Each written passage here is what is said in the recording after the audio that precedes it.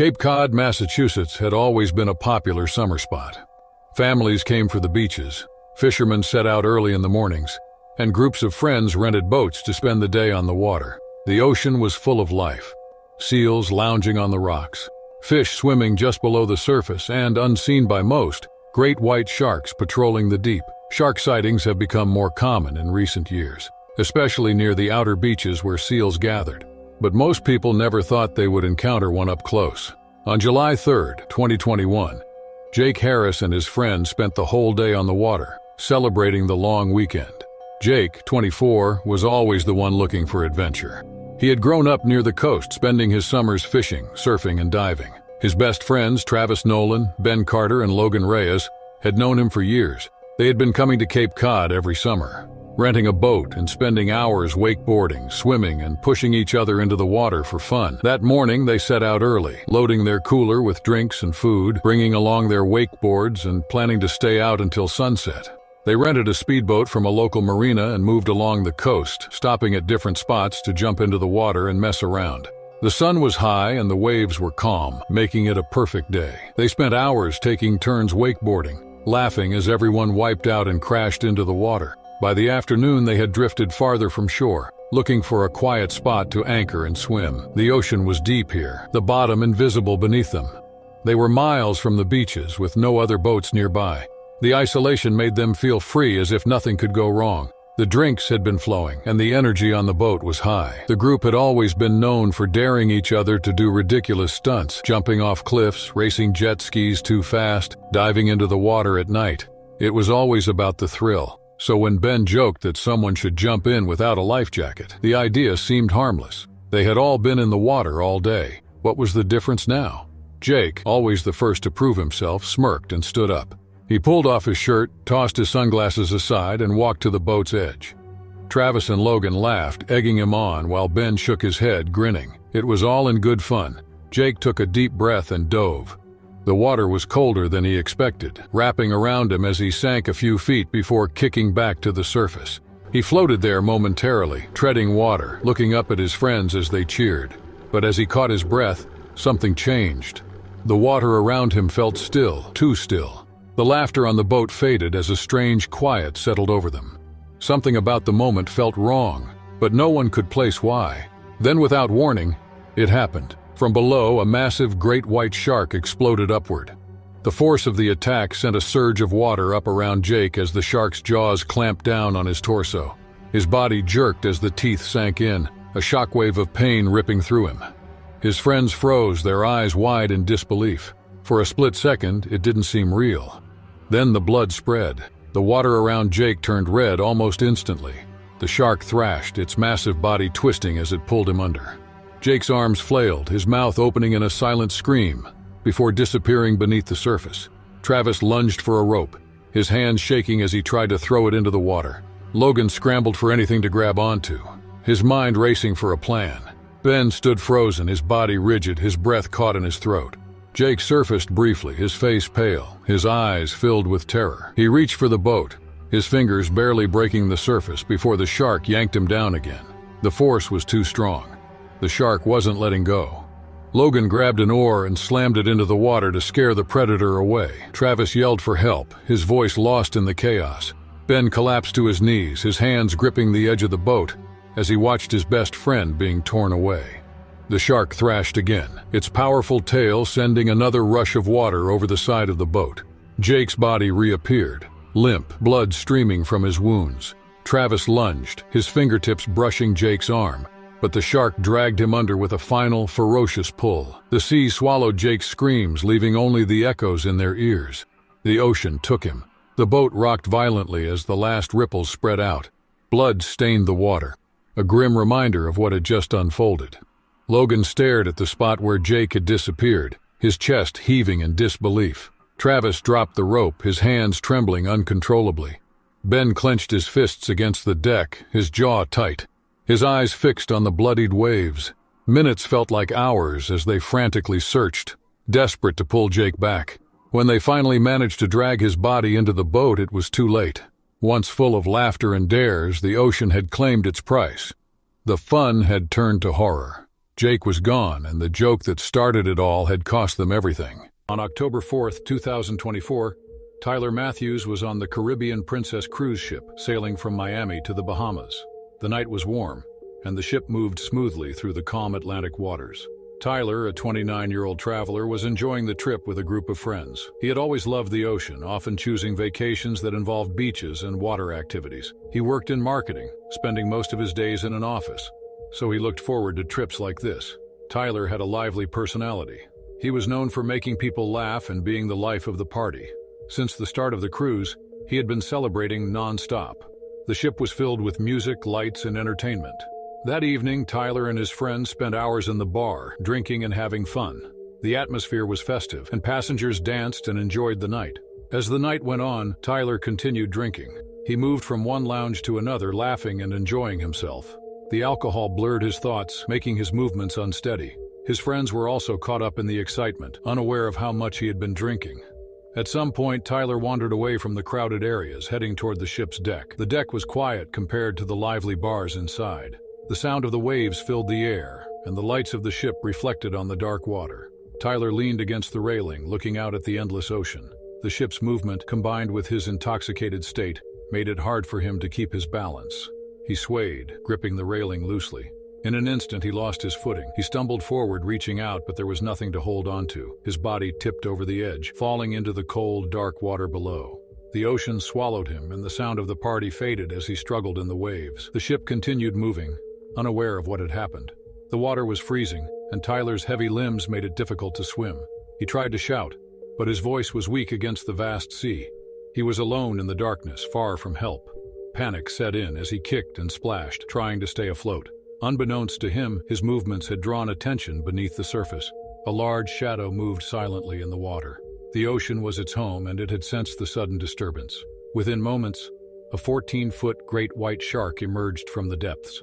The predator was powerful and swift, moving with deadly precision. Before Tyler could react, the shark struck. It lunged forward, its massive jaws clamping down, pulling him under. The struggle was brief. The ocean, which had once seemed peaceful, had become a place of terror. The ship sailed on, the passengers still unaware of the tragedy that had unfolded in the dark waters behind them. The water became still again after the attack. Only a few ripples remained on the surface, quickly fading into the vast ocean. The ship continued moving, unaware of the horror that had unfolded in the dark waters. The party on board carried on, music and laughter filling the night air. No one had seen Tyler fall. No one had heard his final struggle. The only evidence of his disappearance was the empty deck where he had last stood. Hours passed before anyone noticed he was missing. His friends, assuming he had gone to his cabin, did not think much of his absence.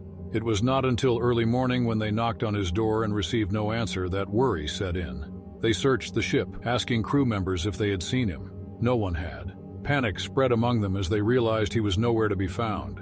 A full-scale search began. The crew reviewed security footage, checking the last moments he had been seen. The footage showed Tyler stumbling toward the deck alone. The grainy images captured the moment he lost his balance and disappeared over the edge. There was no sign of him resurfacing. The realization was devastating. The ship had traveled miles since that moment. There was little hope of finding him alive. Authorities were alerted and rescue efforts were launched. Helicopters and search boats scanned the waters, looking for any sign of him. The ocean, endless and unforgiving, gave no clues. Hours passed, and the chances of survival became slim. The waters were deep and the currents were strong. If the fall had not taken his life, the predators beneath the surface would likely finish what the sea had started. As the investigation continued, experts reviewed the area where the incident had taken place. The Atlantic waters in that region were known for shark activity.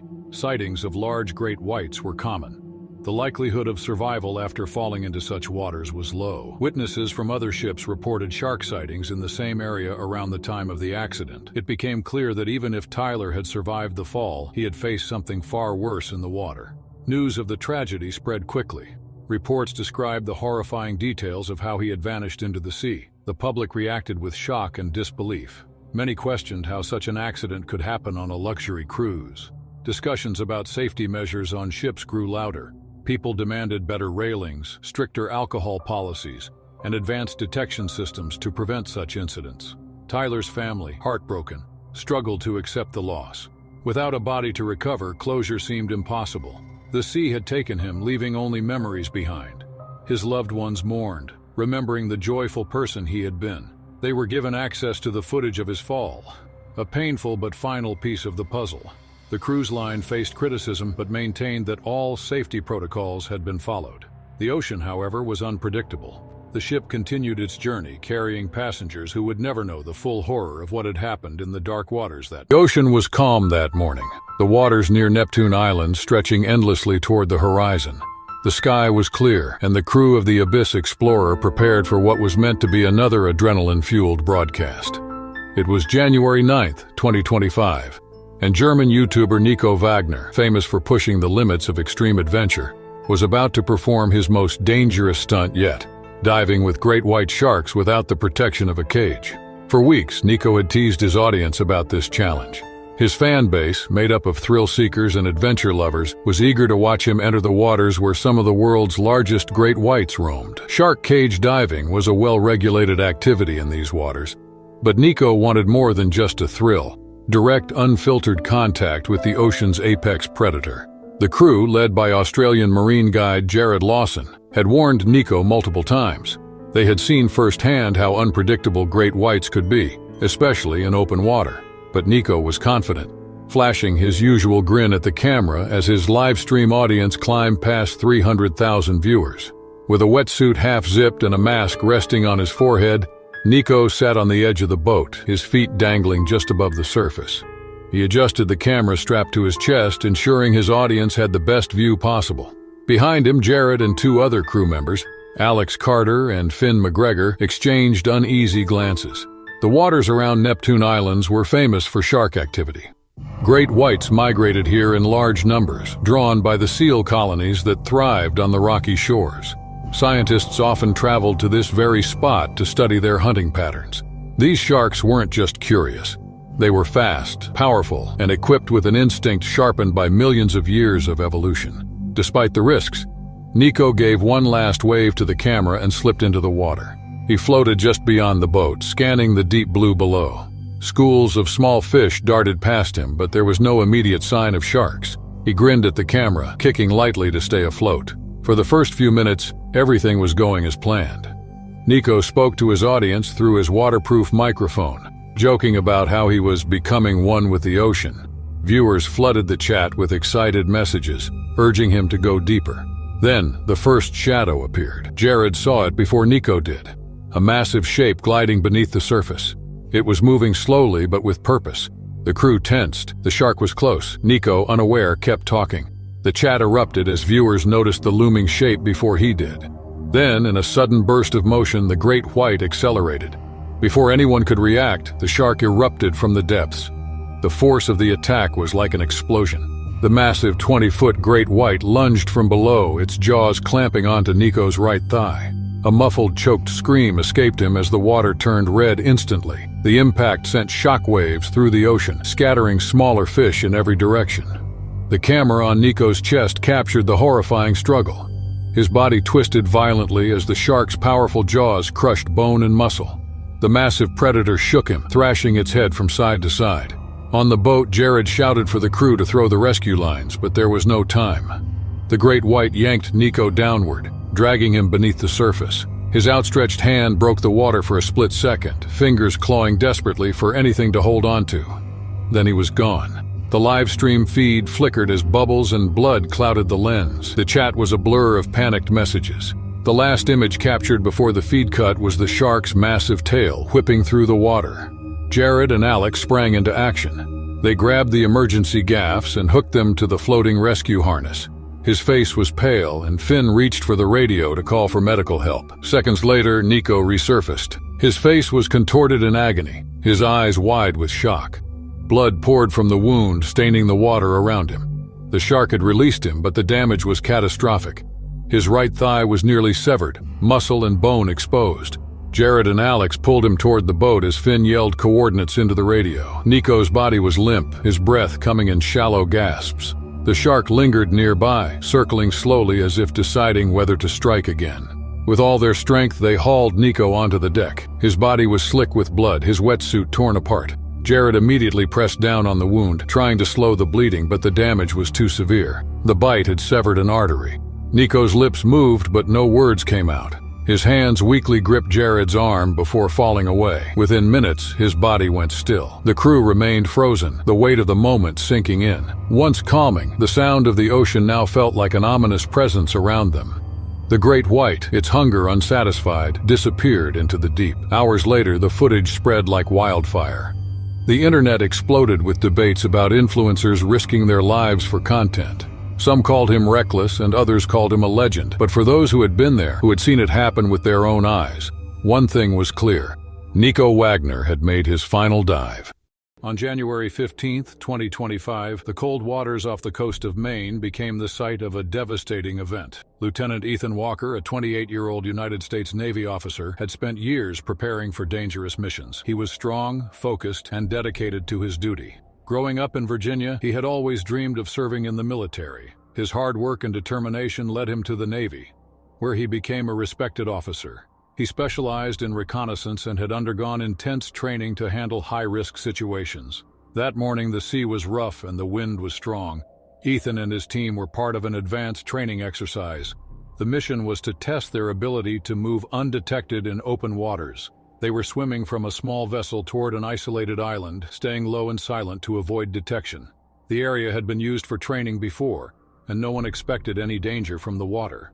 The team moved in formation, each member focused on reaching the shore. Unknown to them, a massive 19-foot great white shark was lurking nearby. The movement in the water had caught its attention. It circled beneath the surface, drawn closer by the splashing. Ethan, positioned at the rear, was the first to sense something was wrong. A dark shape moved beneath him. His instincts told him to stay calm, but before he could react, the predator struck. With terrifying speed, the shark lunged at him, its powerful jaws clamping down on his torso. Pain shot through his body as the sharp teeth tore through flesh. Blood spread quickly in the water, turning it red. The force of the attack sent shockwaves through the team. They turned in horror, watching as Ethan struggled against the enormous predator. The shark thrashed violently, pulling him under before rising again with its grip still tight on his body. The team reacted instantly. They moved toward Ethan, trying to pull him away. One of them struck at the shark, but it refused to release him. The water churned as the struggle continued. Despite the chaos, the predator remained locked on its target. The team's shouts were drowned by the sounds of the waves and the frantic splashing. Ethan fought with every ounce of strength he had. His training had prepared him for many dangers, but nothing could have prepared him for this. He tried to break free, but the loss of blood was weakening him. His body grew heavy, his vision blurred, and the cold water surrounded him. Realizing the severity of the situation, the team managed to pull Ethan away as the shark finally released its grip. They held onto him tightly, moving as fast as possible toward the rescue boat. The once practiced strokes of their training now became a desperate attempt to save their friend. The boat was within sight, but the damage had already been done. Ethan's body grew limp in their arms. The freezing water mixed with the warmth of his blood.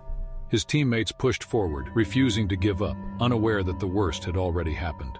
The team reached the rescue boat and carefully lifted Ethan's body out of the water. His uniform was soaked and his skin was pale. His teammates tried to stop the bleeding, but there was too much blood loss. The medic on board quickly assessed him, but there was nothing more they could do. Despite their desperate efforts, Ethan had already lost too much blood and his body had gone still. The team surrounded him, their faces filled with shock and grief.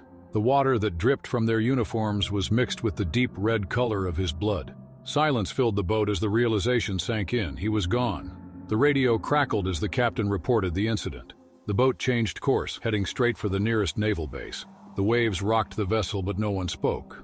Some of the men stared at the horizon while others looked down, unable to process what had happened. The cold air felt heavier than before, as if the weight of the tragedy had spread through the entire crew. Back at the base, officers and medical staff were waiting. The flag was lowered as a sign of respect. Ethan's body was carefully transported from the boat, covered with the Navy flag. His fellow officers stood at attention, their eyes fixed forward. No one moved until the last step of the process was complete. News of the attack spread quickly. The Navy immediately launched an investigation to understand how such a tragedy could happen in waters that were previously considered safe. Experts reviewed the training area and analyzed the factors that could have led to the presence of the predator. They studied patterns of shark movement in the region, realizing that increased fish activity may have attracted the large predator closer to shore. Ethan's family was notified. His parents, who had always been proud of his service, were devastated. They had always known the risks that came with his job, But they never expected this. His younger sister, who had looked up to him all her life, struggled to accept the loss. Letters and messages of support poured in from fellow officers and people across the country. The Navy made immediate changes to its training protocols. New technology was introduced to detect large marine animals near training zones. Additional safety measures were put in place to reduce future risks. The loss of a skilled officer like Ethan could not be ignored. His story became a reminder of the dangers that even the most trained individuals could face in the open sea. A memorial service was held in his honor. Flags were flown at half-mast, and a moment of silence was observed. His name was added to the list of those who had made the ultimate sacrifice. Though he was gone, his courage and dedication were remembered by those who had served with him. The waters where he had trained remained unchanged, but those who swam in them now did so with greater caution and respect. The USS Redemption sat anchored in the Pacific Ocean, just off the coast of Guam. It was another long day for the crew aboard the naval vessel, going through their usual maintenance routines, inspections, and security checks. The ship had been stationed in this area for weeks, performing drills and ensuring everything ran smoothly. The waters around Guam were deep and full of marine life, including great white sharks, which often roamed the area searching for prey. These sharks were common in the Pacific, growing up to 20 feet long and weighing over 2,000 pounds. While they usually hunted seals and large fish, there were rare cases of attacks on humans, especially when they mistook them for prey in the water. It was a Thursday, August 17, 2020, and the diving crew had an inspection scheduled under the ship. The task was simple: check the hull for damage, clear any marine growth, and report anything unusual. The divers for the mission were Chief Petty Officer Nathan "Nate" Carter, Petty Officer First Class Gregory "Greg" Howell, and Seaman Victor Alvarez. Nate was the most experienced of the three, having spent nearly a decade as a Navy diver. He had seen it all: strong currents, low visibility, tangled equipment, even close encounters with sharks. Greg had been diving for 5 years, while Victor was newer, with only 2 years of experience. The three divers spent the morning preparing their gear. They checked their oxygen tanks, tested their radios, and secured their wetsuits and knives. The water conditions looked good, with steady currents and decent visibility. The ship's commanding officer gave them the go-ahead, and they moved toward the diving platform. A few crew members stood by to assist, ensuring everything was secure before they went in. Nate entered the water first, followed by Greg and Victor. The ocean wrapped around them, cool and silent, except for their breathing through the regulators. They adjusted their positions and slowly descended toward the hull of the USS Redemption. Flashlights cut through the dim water, revealing the ship's metal surface, which was covered in patches of barnacles and algae. The three divers spread out to cover different sections.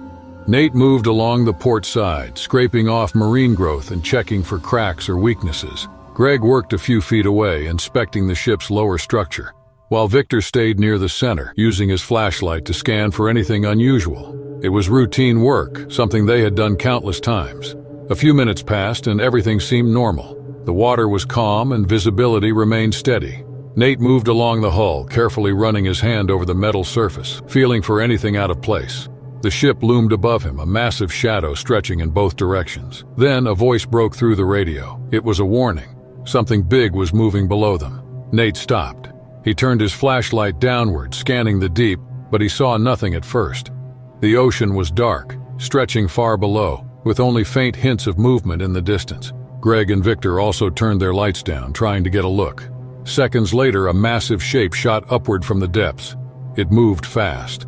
A 16-foot great white shark, its powerful body cutting through the water with terrifying speed. Before Nate could react, the predator slammed into him, knocking him backward. The impact sent pain through his ribs as he tumbled in the water. He barely had a second to recover before he felt teeth sink into his leg. The pressure was intense. The shark's jaws clamped down, tearing through his wetsuit, through muscle, through bone. A surge of pain shot through his body as blood burst into the water around him. The visibility dropped instantly as the red cloud spread. Greg and Victor saw everything.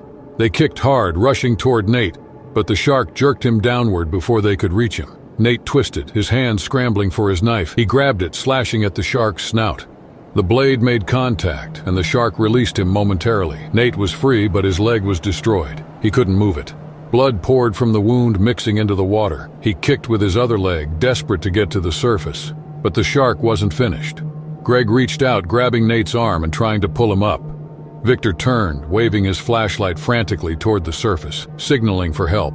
Crew members above saw the disturbance in the water. The emergency alarm sounded on the ship and rescue divers prepared to enter. Before Greg could pull Nate up, the shark came back. Faster, more violent. Its jaws snapped around Nate's torso. The pain was worse than before. He could feel his ribs cracking under the pressure. His vision blurred as the shark shook him, tearing through his body with brutal force.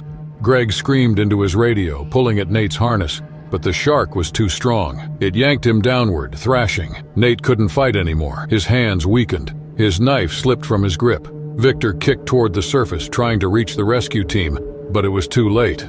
Greg lost his hold on Nate's harness as the shark dragged him deeper. The last thing he saw was Nate's eyes locking onto his for a split second before disappearing into the dark. Blood filled the water, swirling in thick clouds. The surface team arrived seconds later, dropping in with spear guns and emergency gear. They scanned the water, searching for any sign of Nate, but he was gone. Greg and Victor were pulled out immediately, both shaken and gasping for air. The rescue divers continued the search, moving in wider circles, scanning every direction, but nothing was left to find. For over an hour, the team searched. They never recovered the body. The ocean had taken him. The USS Redemption would leave the area days later, but the crew wouldn't forget what happened. The waters of the Pacific had claimed another life, a brutal reminder that out there, beneath the surface, there was always something waiting. February 14th, 2025, was a bright and warm day off the coast of Western Australia, near Ningaloo Reef. The ocean stretched endlessly, its surface shimmering under the sun. Aboard a shark-watching tour boat, Derek Carson stood near the railing, filled with excitement. At 36 years old, he had spent much of his life seeking adventure, always looking for new ways to test his limits. From skydiving to deep-sea diving, he had done it all. This tour was supposed to be another thrilling experience, one that brought him face-to-face with one of nature's most feared predators. Derek had always been fascinated by sharks. He had read books, watched documentaries, and even participated in cage diving experiences before. But today, he was determined to get closer than ever. The boat was filled with tourists, all eager to catch a glimpse of the great white sharks that frequented these waters. The crew, experienced and well-trained, carefully lowered a bait cage into the sea. The scent of fish quickly spread, attracting marine life from below. Minutes passed before a massive 17-foot great white shark emerged from the depths. Its powerful body cut through the water as it circled the boat, drawn by the bait. The tourists gasped, some stepping back instinctively while others held up cameras to capture the moment. Derek, however, leaned in. His heart pounded with excitement. He could see the shark's dark eyes, its rough skin, and the way its muscles moved beneath the surface. Ignoring the warnings of the crew, Derek stretched out his arm. The shark swam closer, its snout nearly brushing the boat. At that moment, Derek made a reckless decision. He reached down, attempting to touch the great predator. Without hesitation, the shark lunged. Its massive jaws clamped down on Derek's arm, severing it in an instant. Blood poured into the water as Derek screamed in pain. The force of the attack nearly pulled him overboard, but the crew reacted quickly, grabbing him and hauling him back onto the deck. The boat erupted into chaos. Passengers panicked, some turning away while others shouted in shock. Crew members rushed to help Derek, applying pressure to stop the bleeding. His face was pale, his body shaking from the sudden loss. A distress call was sent out, and the boat immediately turned back toward shore. The minutes felt like hours as Derek lay on the deck, struggling to stay conscious. His mind raced, the reality of what had happened sinking in. The adventure he had longed for had turned into a nightmare. The shark, undisturbed, disappeared beneath the waves, leaving only a red stain behind. When the boat finally reached land, emergency responders were waiting. Derek was rushed to the hospital. He was rushed into emergency surgery as soon as he arrived at the hospital. The doctors worked quickly to clean the wound and stop the bleeding. His body was weak from shock and the pain was unbearable. The medical team kept him under close watch, ensuring he remained stable. The loss of his arm was permanent, but his life had been saved. News of the attack spread fast. Reports of the incident appeared on television, in newspapers, and across social media. People were shocked by what had happened. Many questioned why Derek had taken such a risk. Experts on marine life reminded the public that great white sharks were powerful predators that could not be approached carelessly. The attack became a warning for others who sought close encounters with wild animals. As Derek recovered in the hospital, his life changed in ways he had never imagined. Simple tasks that had once been easy now felt impossible. He struggled to adjust to his new reality. His body was healing, But the emotional impact was just as deep. The memory of the shark's sudden attack haunted him. The moment played in his mind over and over again. Tourism companies operating in the area responded to the incident by tightening safety regulations. Shark watching tours introduced new rules, ensuring that passengers stayed at a safe distance. Crew members received extra training to handle emergencies. The goal was to prevent another accident like Derek's. The attack also started discussions about responsible wildlife tourism. Experts emphasized that while it was important to appreciate nature, it was equally important to respect it. Derek's family and friends supported him through his recovery. They encouraged him to stay strong, reminding him that his adventurous spirit was still alive. Despite the loss of his arm, he did not want to give up on the things he loved. After months of physical therapy, he learned to adapt. He found new ways to complete everyday tasks, slowly regaining his confidence. The experience gave Derek a new perspective on life. He became an advocate for shark safety and responsible tourism. He shared his story with others, warning them about the risks of reckless behavior around wild animals. Schools and organizations invited him to speak, hoping his experience would prevent similar incidents in the future. The attack remained a powerful reminder of the unpredictable nature of the ocean. While great white sharks were not mindless killers, they were still dangerous predators. Derek had learned this lesson in the most painful way possible. The waters off Ningaloo Reef remained a popular destination, but visitors became more cautious. Tour guides reinforced safety measures, and travelers were reminded to observe wildlife from a respectful distance. Although the scars on Derek's body would never fade, he refused to let the attack define him. He continued to seek new experiences, but with a greater understanding of the risks. His story became a lesson for others, a lesson about respect, caution, and survival in the face of nature's power. July 19, 2024 was a perfect summer day for the Thompson family. The warm air, gentle waves, and crowded shores of Hilton Head Island, South Carolina, made it ideal for families to enjoy the water. Parents watched their children build sandcastles, teenagers ran along the shore, and lifeguards scanned the beach from their stations. Among the visitors was 7-year-old Mia Thompson, an energetic and playful girl who had been excited about this trip for weeks. She had begged her parents, Mark and Laura, to take her to the beach before summer ended.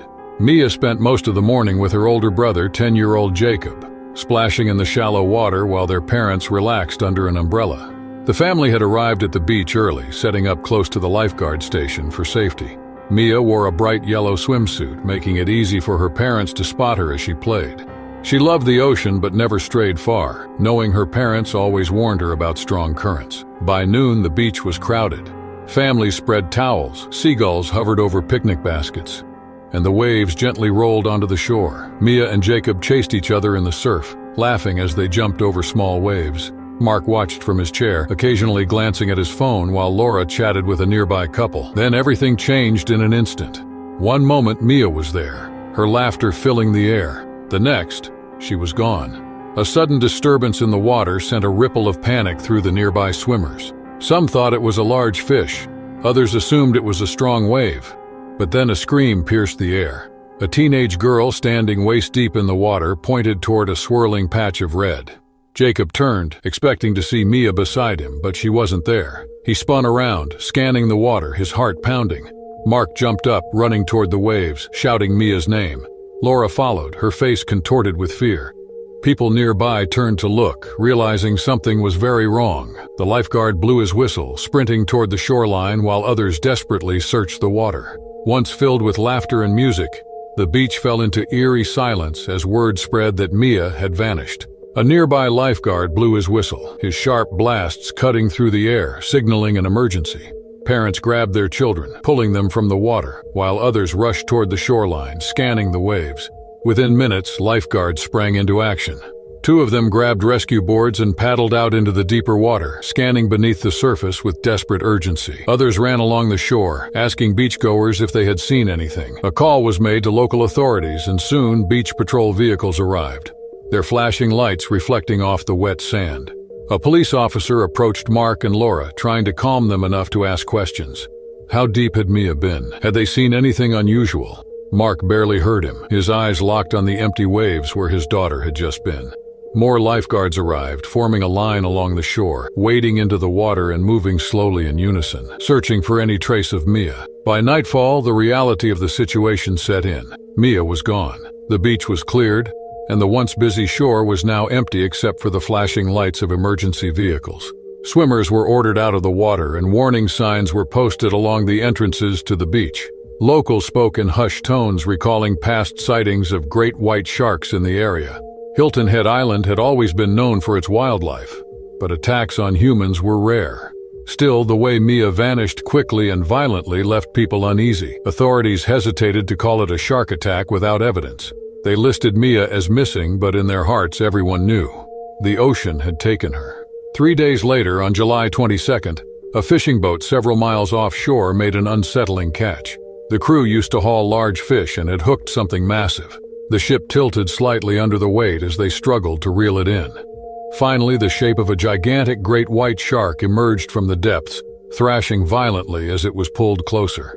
Though accustomed to sharks, the fishermen noticed something strange about this one. Its stomach bulged unnaturally, and its movements were sluggish, as if it had eaten something too large. Deep scars covered its body, signs of previous battles with other predators. Curious about the recent disappearance of a child, the crew contacted marine biologists from a nearby research facility. The shark was brought to shore, where scientists gathered to examine it. Given the circumstances, they decided to investigate further. A crowd formed at the dock as experts made the first incision. A sickening smell filled the air as they carefully opened the stomach. They first pulled out a torn piece of bright yellow fabric. Someone in the crowd gasped. Laura had told investigators that Mia had been wearing a yellow swimsuit the day she disappeared. Then came the confirmation no one wanted. Inside the shark's stomach were human remains. Small bones, fragments of skin. Forensic experts worked quickly, testing the DNA against Mia's hairbrush, which her parents provided. The results were undeniable. Mia had been swallowed whole. What happened? Experts gathered information to reconstruct the events of that day. The great white shark was likely hiding just beyond the sandbar. Splashing and playing in the shallow waves, Mia unknowingly triggered the predator's hunting instincts. Great white sharks are opportunistic feeders that hunt seals, fish, and other marine life. If they see something moving like prey, they attack. The shark must have struck incredibly fast, dragging Mia under before she could scream. The force of the bite likely crushed her instantly, leaving no chance for survival. The currents carried the predator further out before it finished consuming its prey. The reason no one found Mia's body was because there had been nothing left to see. The discovery devastated the community.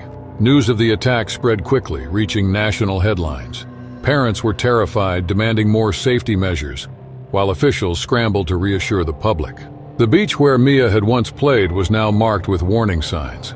Lifeguards patrolled more frequently, but no one felt truly safe. For the Thompson family, there was no closure. There was no funeral, no last goodbye, only the knowledge that the ocean had taken their little girl in the most violent way imaginable. Mia's story became a warning, a haunting reminder of what lurked beneath the surface. The beach remained, the waves rolling in as they always had, uncaring and unchanged. But the water would never look the same again for those who had been there that day.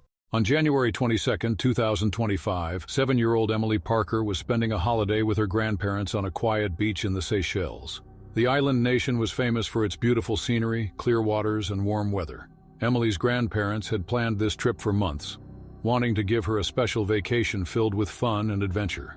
Emily was a cheerful and energetic child. She loved playing in the sand, collecting seashells, and splashing in the shallow water. Her grandparents, Margaret and Thomas Parker, adored her deeply. They had raised her with love and care, always making sure she felt safe and happy. This trip was meant to be a memory she would cherish forever. The beach they visited that morning was peaceful. The golden sand stretched far and the water was calm. The sound of waves mixed with the laughter of children playing nearby. Emily ran toward the shoreline, her feet sinking into the warm sand. Her grandparents watched her closely, smiling as she played. As she waded into the shallow water, the sun reflected off the waves, making the ocean sparkle. The water reached up to her knees as she kicked and splashed.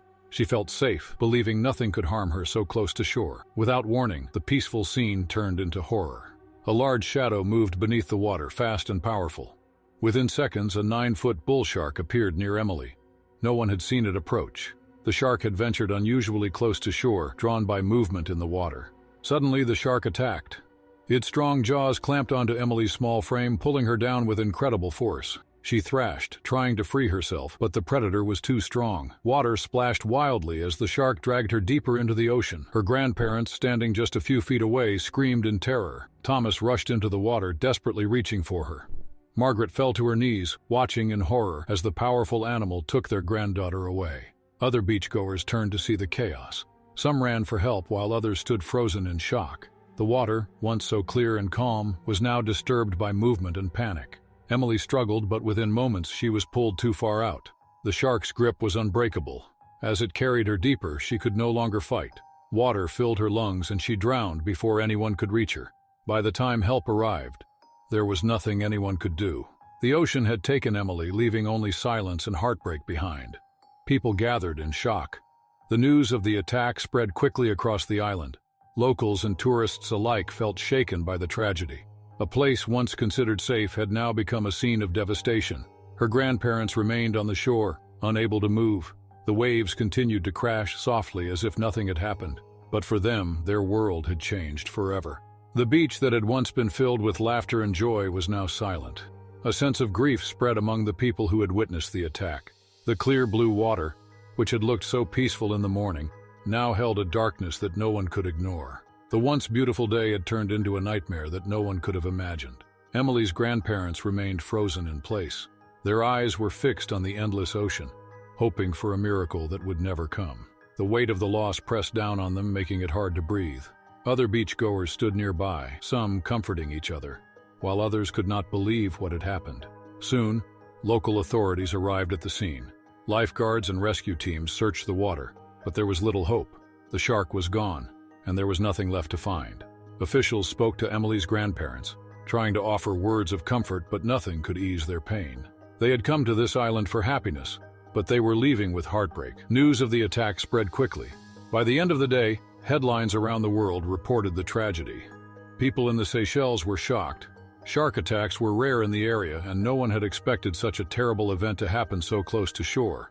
Many locals had spent their whole lives swimming in these waters without fear. Now that had changed. Government officials took immediate action. Beach patrols increased, and warning signs were placed along the shores. Experts studied the area, trying to understand why the shark had come so close. Some believed it had been searching for food, while others thought human activity had disturbed its natural behavior. Tourists who had planned to visit the island started to cancel their trips. Families who had enjoyed swimming in the ocean now stayed on the sand, afraid to step into the water. Businesses that relied on tourism faced uncertainty as the fear of another attack spread. Marine biologists spoke out, reminding people that sharks were not monsters but wild animals following their instincts. They explained that such attacks were extremely rare, and that sharks did not hunt humans on purpose. Even so, the fear remained. The ocean, which had always been a place of beauty and wonder, now carried a sense of danger. For Emily's family, life would never be the same. The trip that was meant to create special memories had ended in loss. Her grandparents left the island in silence, carrying only the weight of their sorrow. They had arrived with their beloved granddaughter, but they were returning home alone. Days passed, but the image of the attack stayed fresh in the minds of those who had seen it. The waves continued to move as if nothing had happened, but for the people on the shore, everything had changed. The beach would always hold the memory of the little girl who had been taken by the sea. Antarctica is one of the most remote and unforgiving places on Earth. The frozen continent is home to some of the toughest creatures on the planet: penguins, whales, and seals that have adapted to the brutal conditions of the ice-covered waters. Among them is the leopard seal, a powerful predator known for unpredictability. Growing up to 12 feet long, these seals are fast, intelligent, and armed with sharp teeth designed for ripping apart prey. They mostly feed on penguins and fish, but their size and strength make them capable of much more. On December 12, 2017, Dr. Claire Jensen led a small research team near the Antarctic Peninsula, gathering data on leopard seal behavior. She was 34 years old, an experienced marine biologist who had spent the last decade studying marine predators. Her work had taken her worldwide, but she was especially drawn to Antarctica. The isolation, the extreme environment, and the challenge of studying its wildlife made every trip thrilling. That morning, the team set out from their research station on a small inflatable boat, heading toward an area where leopard seals had been spotted the day before. The goal was to observe their hunting patterns, collect underwater footage, and document unique behaviors. Claire had always been fascinated by how these creatures interacted with their environment. Despite their reputation for aggression, there were still many unknowns about their behavior, and she wanted to understand them better. The boat rocked gently as the team reached a large ice floe. Claire checked her diving gear and adjusted her mask and oxygen tank. The water was dangerously cold, but she had done this before. She secured her underwater camera to her wrist and signaled to her colleagues before slipping into the water. Below the surface, the world was silent. Ice stretched out in all directions, glowing faintly in the dim light. Claire moved slowly, scanning the area for movement. Schools of fish darted past, and in the distance she saw a group of penguins gliding effortlessly through the water. She hovered in place, filming their movements, losing herself in the moment. Then, from below, a shadow appeared. It was large, moving smoothly, almost too gracefully for its size. At first, Claire thought it was another seal passing through, but something felt off. How it moved, silent, deliberate, focused, made her uneasy. She turned her camera toward it, trying to get a clearer view. The shadow grew larger, rising toward her. Before she could react, it struck. A crushing force clamped around her arm, the pain immediate and unbearable. The leopard seal had locked its jaws around her wetsuit, its teeth tearing through the fabric and sinking into her flesh. Claire thrashed, trying to pull away, but the seal was too strong. It twisted its body, dragging her downward with terrifying speed. The cold bit into her as she fought against the predator's grip. Her free hand clawed at the water, trying to grab onto something, anything, but there was nothing. Her camera, still strapped to her wrist, dangled uselessly. The seal shook its head violently, trying to disorient her the same way it would with a penguin. Claire kicked hard, forcing herself to stay alert. The pain in her arm grew worse, but she knew she had to act fast. She reached for her diving knife, fumbling as the seal pulled her deeper. With shaking fingers, she managed to grip the handle, and with a desperate swing, she slashed at the animal's side. The seal recoiled, loosening its bite just enough for her to yank her arm free. Blood streamed from the wound, swirling in the water around her. She kicked upward, desperate to reach the surface before the seal attacked again. Her lungs burned, the weight of her gear slowing her down, but she forced herself to move. The surface felt impossibly far away. Then a sudden force yanked her downward again. The leopard seal had returned, this time biting down on her leg. The pain shot through her body worse than before. She screamed, but only bubbles escaped. The predator dragged her even deeper, away from the light and any hope of rescue. Claire's strength faded. The cold was everywhere now, seeping into her bones. Her vision blurred, her grip on the knife weakening. Above, her colleagues noticed the commotion. The water had turned red, and Claire was nowhere in sight. Panic set in as they scrambled to locate her. One grabbed a pole, hoping to pull her up, while another shouted her name. But all they saw was her camera, floating to the surface, spinning slowly as if mocking them. The water settled. The blood mixed into the darkness. Claire never surfaced. For hours the team searched, calling for backup and scanning the water with desperate hope. But there was nothing, no sign of movement. There is no chance of survival. The attack sent shockwaves through the scientific community.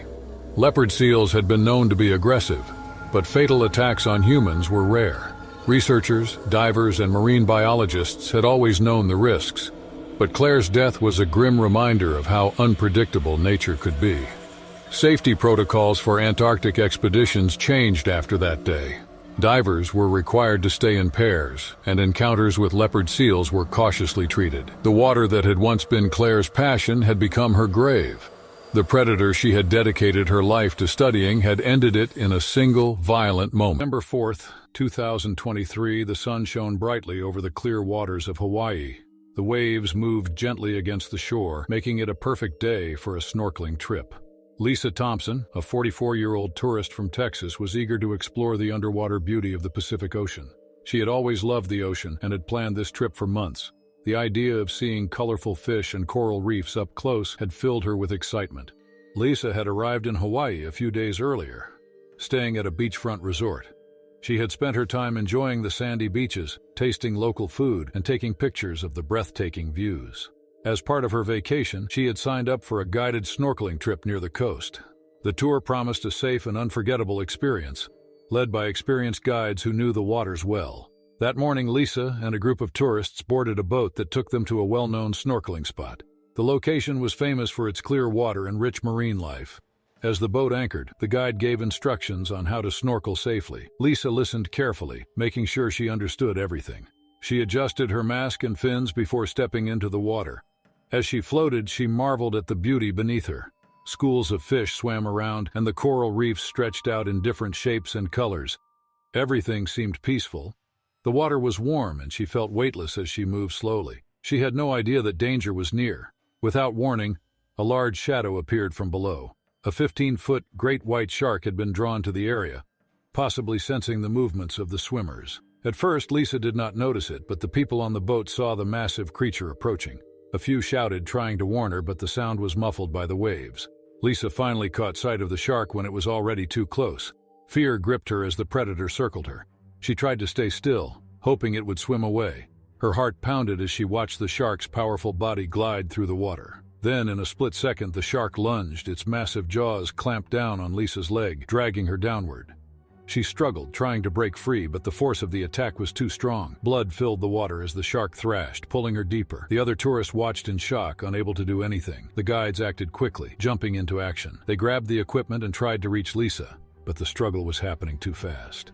The boat moved closer, and a crew member threw a life ring, hoping she could grab onto it. But the attack was relentless. The water turned red, and the waves grew rough as the struggle continued. Lisa's fight against the shark became weaker with each passing second. The people on the boat watched in horror, knowing that every moment counted. The peaceful, snorkeling trip had turned into a nightmare. Lisa's body became weaker as she struggled against the force pulling her downward. The people on the boat could see the massive shark thrashing in the water. The guides did everything they could, but by the time they reached Lisa, she had already lost too much blood.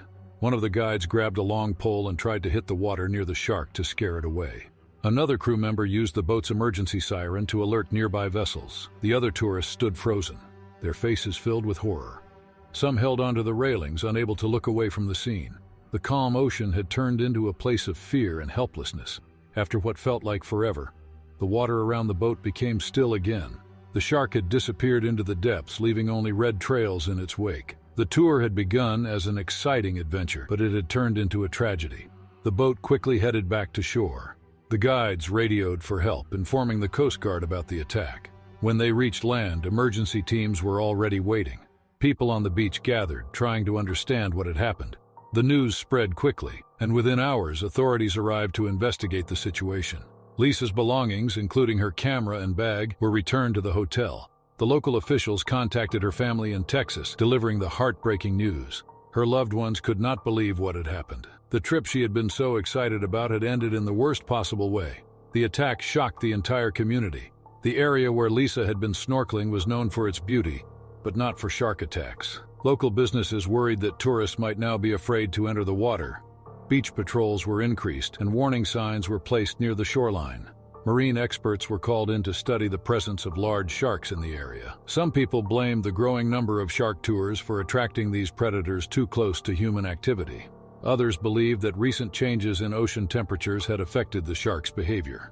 Scientists pointed out that great white sharks had always lived in these waters, but attacks on humans were extremely rare. In the following days, news stations covered the story, warning swimmers and divers to be extra careful. Lisa's tragic fate became a reminder of the dangers that could exist beneath the ocean's surface. While many still visited the beaches, there was now a deep sense of caution in the air. The once peaceful waters now carried a story that no one would forget. The waters of Florida's Gulf Coast had always been familiar to David Reynolds. He had fished these waters for over 20 years, catching everything from snapper to grouper. He knew the tides, the best spots, and the dangers. November 4th, 2024, was supposed to be just another fishing trip, one of many he had taken alone. He woke early, packed his gear, and launched his boat from a small Cedar Key, Florida marina. The air was cool and the water was calm. It was a perfect day for fishing. David was 42 years old and had built his life around the ocean. He owned a small fishing business selling fresh catches to local markets and restaurants. He had lived on the water without fear of what lurked beneath. Sharks were common in these waters, especially bull sharks. He had seen them many times, sometimes even losing a catch to them, but they had never been a threat to him before. By noon, David was about 10 miles offshore. His boat, the Seafarer, rocked gently as he cast his line. He had already caught a few fish and hoped for something bigger before returning. He sat back, sipping from a water bottle, watching the waves. Nothing seemed unusual. Then the first sign of trouble appeared. A sudden splash erupted a few yards from his boat. David turned his head, expecting to see a large fish or dolphin. But what he saw instead made his stomach tighten. A dark shape moved just beneath the water, circling slowly. A dorsal fin cut through the surface, moving with deliberate intent. David had seen plenty of sharks before, but something about this one felt different. It was big, too big.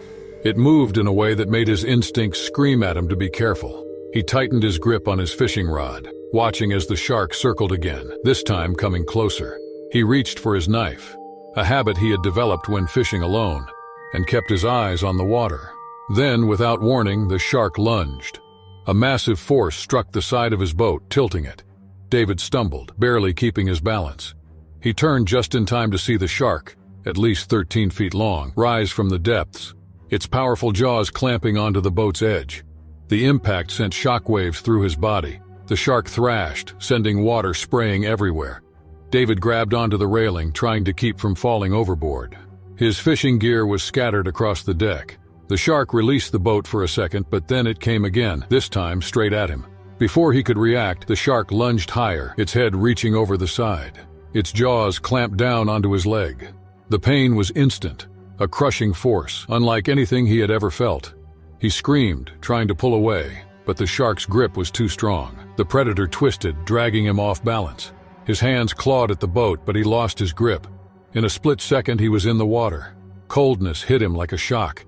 He kicked wildly, trying to reach the surface, but the shark still dragged him down. The water around him turned red. He swung his fists, struggling against the unimaginable strength of the predator. He reached for his knife, but his fingers were numb and shaking. For a moment, the shark let go. His body floated upward, and he gasped for air as he broke the surface.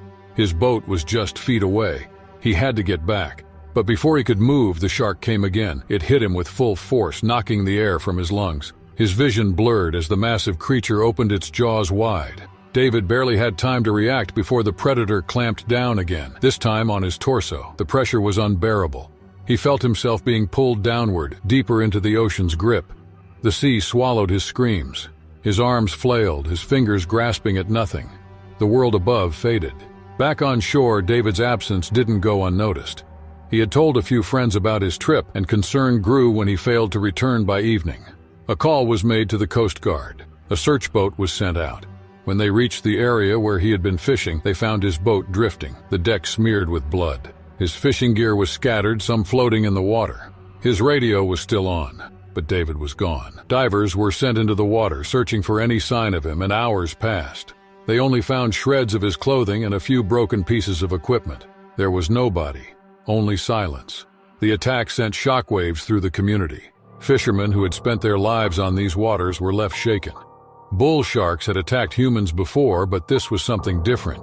The sheer brutality of it, the way David had been swallowed whole, was almost unheard of. Experts examined the case and noted that bull sharks are among the most aggressive species in the world. Unlike great whites, which often bite and retreat, bull sharks are known to attack with relentless force. They can thrive in salt and fresh water, and their unpredictable nature makes them among the most dangerous sharks to encounter. Locals called for more caution, and fishermen changed their routines. Some stopped fishing alone, and others carried emergency beacons, unwilling to risk the same fate. But the ocean doesn't change. It remains vast, untamed, and ruled by predators like the one that had taken David Reynolds. His name became a warning, spoken in whispers at the marina. A reminder that even the most experienced can be caught off guard. His boat was eventually pulled back to shore, empty, a ghost of the man who once steered it.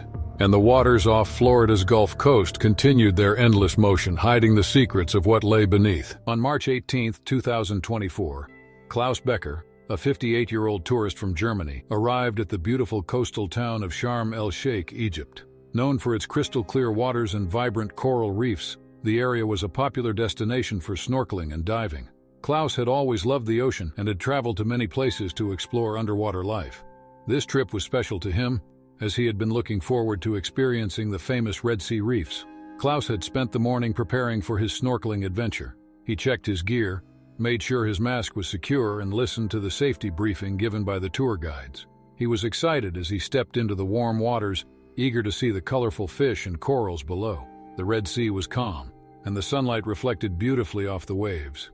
Everything seemed perfect as he swam further from the shore, taking in the beauty of the underwater world. The reef was full of marine life. Schools of fish swam past him, and small sea creatures hid between the corals. Klaus floated peacefully, enjoying the view. Other tourists were also in the water, exploring the same area. The tour guide watched from a nearby boat, making sure everyone was safe. As Klaus moved further along the reef, he noticed a shadow beneath him. At first, it seemed like another large fish, but within seconds it became clear that it was something else. A large, oceanic white-tip shark had appeared, gliding silently through the water. The shark's sharp fins and powerful body made it look strong and unpredictable. Unlike the smaller fish, it did not move away when Klaus got closer. Instead, it began to circle him. Klaus tried to remain calm, remembering what he had read about shark encounters. He knew sudden movements could attract attention, so he floated still, hoping the shark would lose interest. But the predator had already locked onto him. Its movements became quicker, its body shifting from side to side as it moved closer. Before Klaus could react, the shark attacked. Its powerful jaws clamped down on his arm, sinking sharp teeth into his flesh. The sudden pain was overwhelming, and he struggled to break free, but the shark's grip was too strong.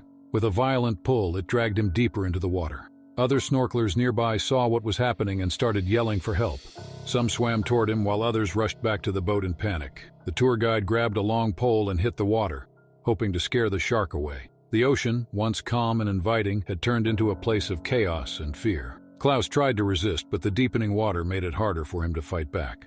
The shark thrashed, tightening its grip. The surface of the water rippled with red as the struggle continued. The people on the boat shouted instructions, but everything was happening too fast. The shark showed no sign of letting go, and the situation became more desperate by the second. The water around Klaus turned darker as the struggle continued.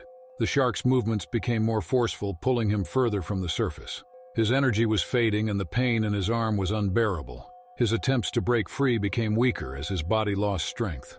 The people on the boat and other swimmers watched in shock, unable to stop what was happening. The tour guide continued hitting the water with a long pole, trying to scare the predator away. Some tourists waved their arms, calling for help from another boat nearby. A few brave swimmers continued to move closer, hoping to pull Klaus away from the shark's grip, but the oceanic white-tip was not letting go. Its powerful jaws remained locked around him, its sharp teeth deep into his flesh.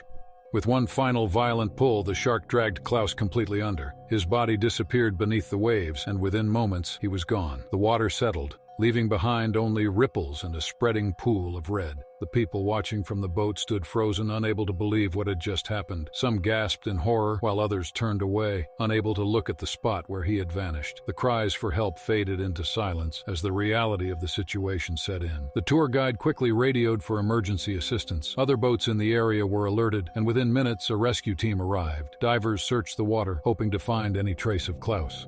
They scanned the area, moving carefully through the reef, but it was too late.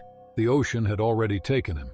After several minutes of searching, the team confirmed that there was nothing more they could do. Back on the shore, news of the attack spread quickly. Local authorities arrived to investigate the incident. The beach was closed off, and warning flags were put up along the coast. Tourists who had planned to swim that day were told to stay out of the water. Officials began questioning witnesses, trying to understand exactly what had happened. The attack shocked both locals and visitors. The Red Sea was known for its clear waters and rich marine life, but attacks of this kind were rare.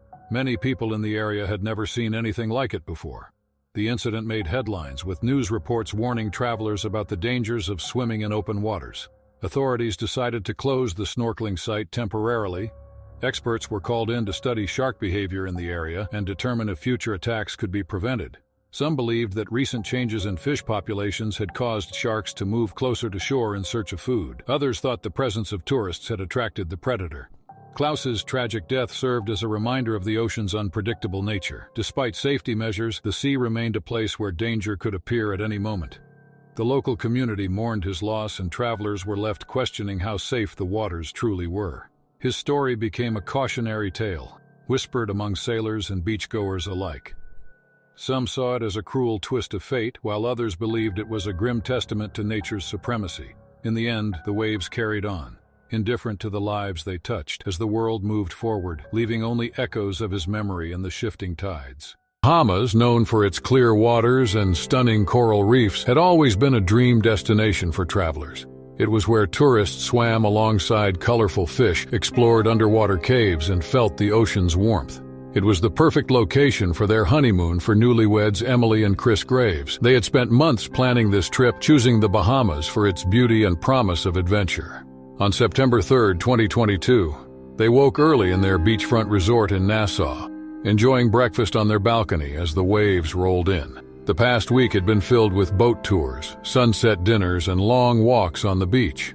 But for Emily, a marine biologist, nothing compared to being in the water. She had spent years studying ocean life, always fascinated by its mystery. Chris, 31, was not as comfortable in the water as Emily, but he loved how her face lit up whenever she talked about marine life. He had learned to snorkel because of her, slowly growing to appreciate the ocean as she did. That morning, Emily convinced him to book a snorkeling trip to a famous reef off the Exuma Cays. They arrived at the dock by noon, joining a small group of tourists. Paradise Reef Charters was known for its guided snorkeling tours in areas teeming with marine life.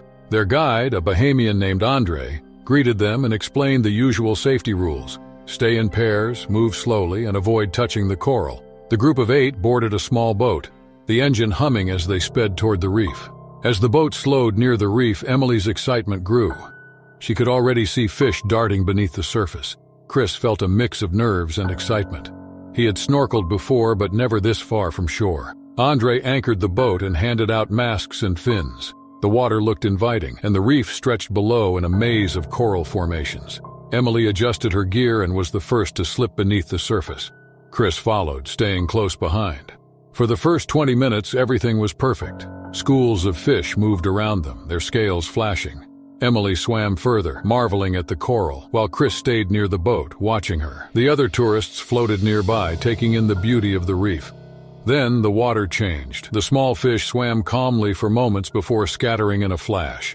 The reef suddenly felt empty, the usual hum of marine life replaced by an eerie silence. Emily focused on the coral, but Chris didn't notice immediately.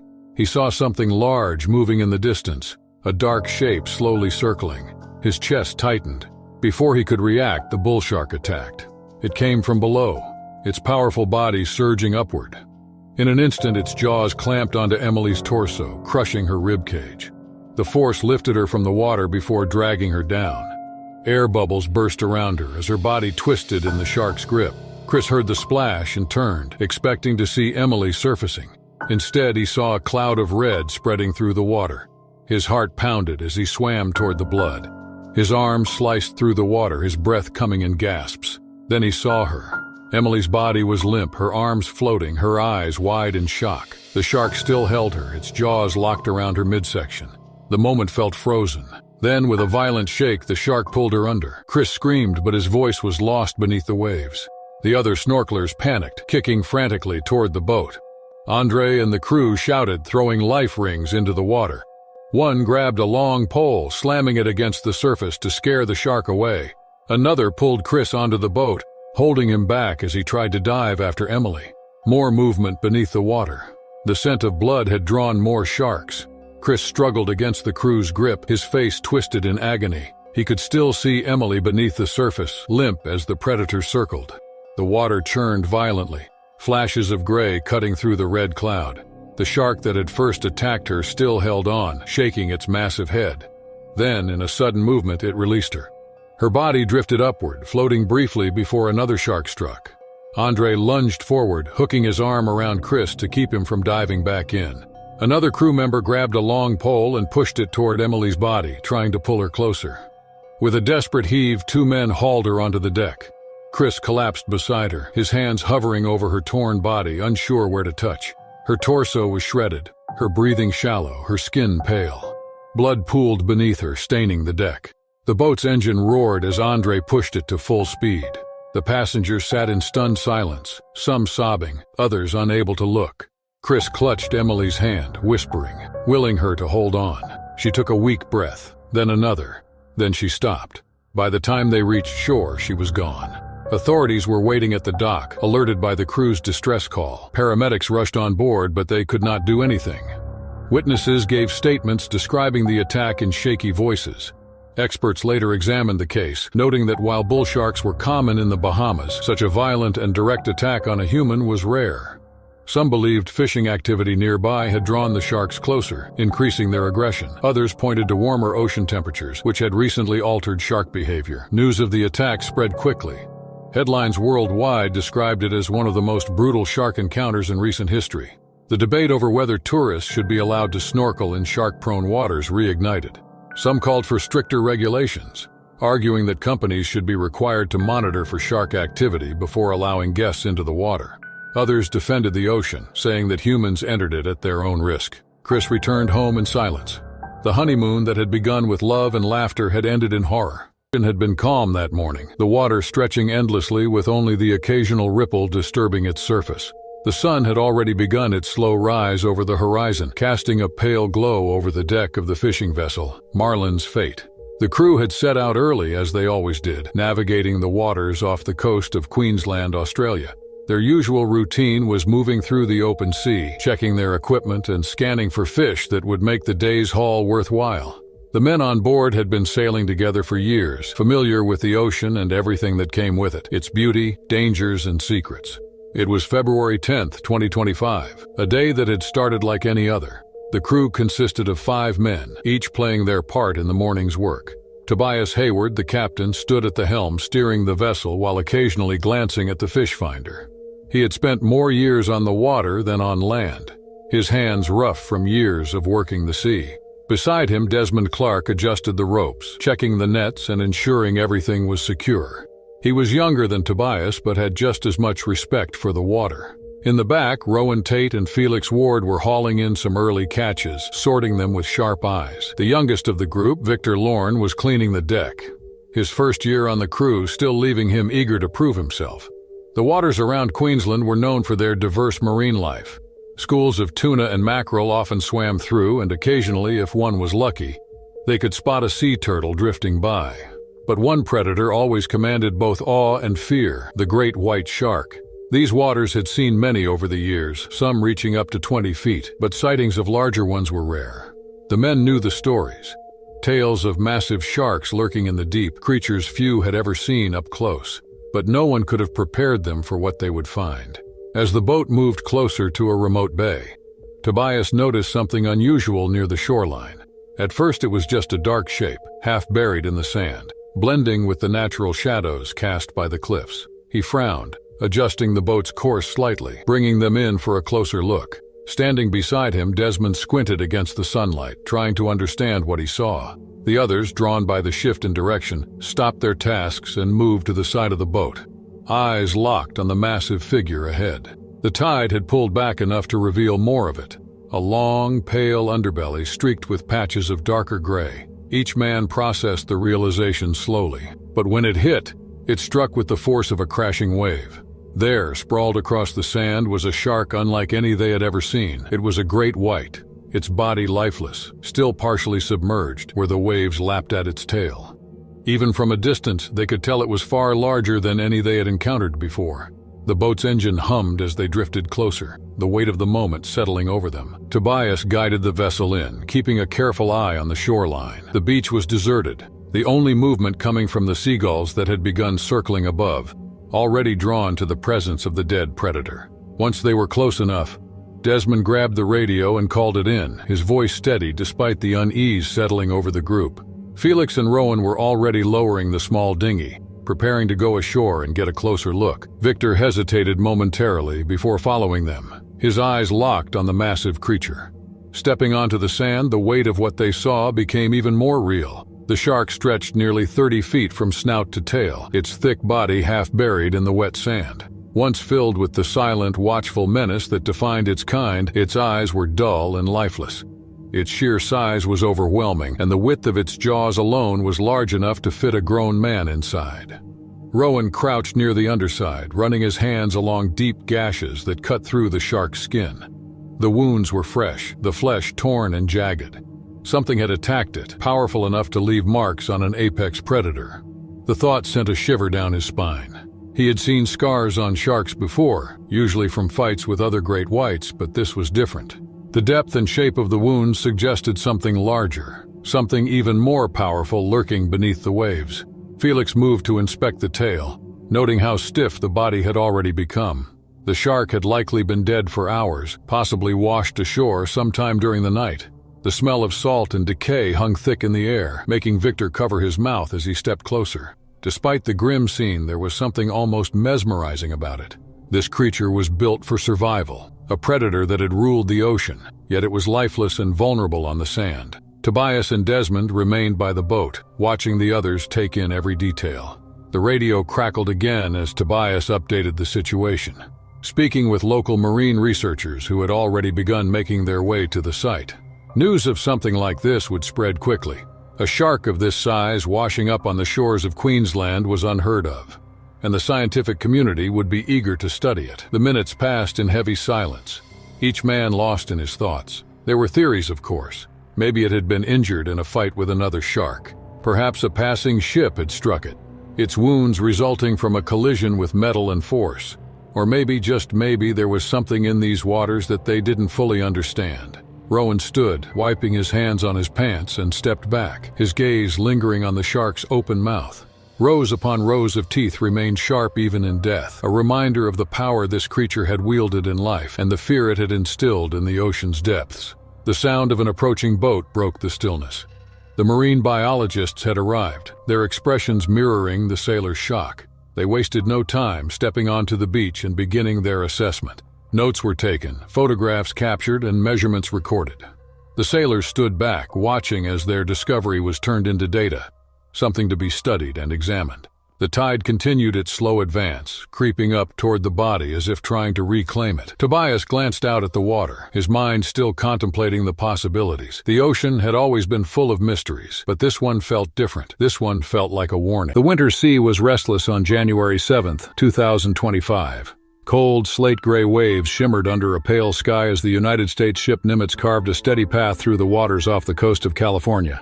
The aircraft carrier, one of the most formidable vessels in the United States Navy, carried its crew of over 5,000 as it conducted routine operations. Though the sheer size of the vessel inspired confidence, the ocean surrounding it was a different story. Vast, unpredictable, and merciless. Petty Officer James Donovan, 29, was among the sailors performing maintenance checks along the deck. The morning had been cold but manageable, and James moved with the efficiency of someone accustomed to the elements. He was known for his meticulous work and unflappable demeanor. His duty that day was straightforward: inspect sections of the deck railing for any signs of wear from salt corrosion and high winds. The sea breeze picked up as James made his way toward the port side. Whitecaps crested on the waves below, and the wind hummed against the steel of the massive carrier. He pulled his jacket tighter and pressed forward. Despite the rough weather, the ship's crew moved like clockwork, each member focused on their specific role. As James crouched near the edge of the deck, the wind intensified without warning. A sudden, powerful gust struck him from behind, forcing him off balance. His boots skidded against the slick metal surface, and he instinctively reached for the railing, but his gloved hand slipped. In an instant, his body tipped over the side. There was no time for a shout, no chance to regain footing.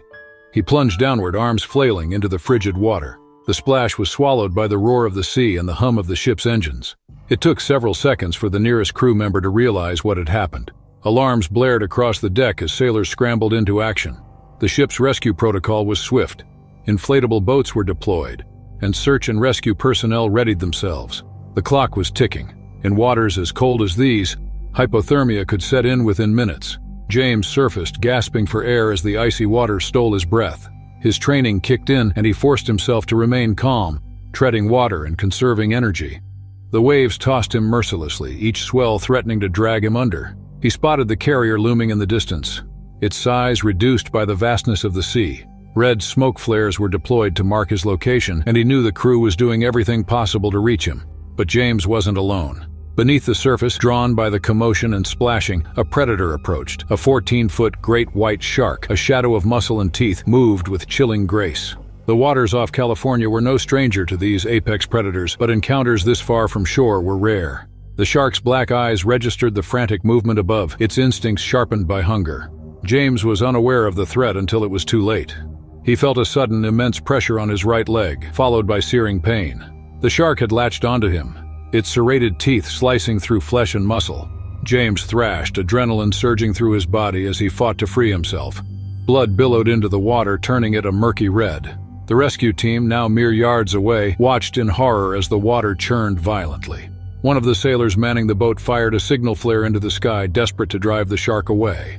James struggled with every ounce of strength he had, kicking and punching at the predator. The shark released him briefly, only to circle back, its movements deliberate and menacing. Weak from blood loss, James knew his chances were dwindling. His vision blurred, and the cold gnawed at his limbs. He tried to stay afloat, but his body was faltering. The rescue boat closed in, and a crewman extended a pole toward him. With a final, desperate effort, James reached for it, his fingers barely gripping the slick surface. The shark lunged again, but this time, the rescue team acted swiftly. One crew member wielding a gaff hook struck the shark's snout, causing it to veer off. Another sailor hauled James aboard, his body limp and drenched in seawater. Blood pooled beneath him as the crew worked frantically to stabilize his injuries. His leg was mangled beyond recognition, the bone exposed in jagged fragments. His breathing was shallow, his face pale. The inflatable boat sped back toward the Nimitz, where medical personnel awaited. They hoisted James onto the deck, and a medic immediately began applying a tourniquet to stem the bleeding.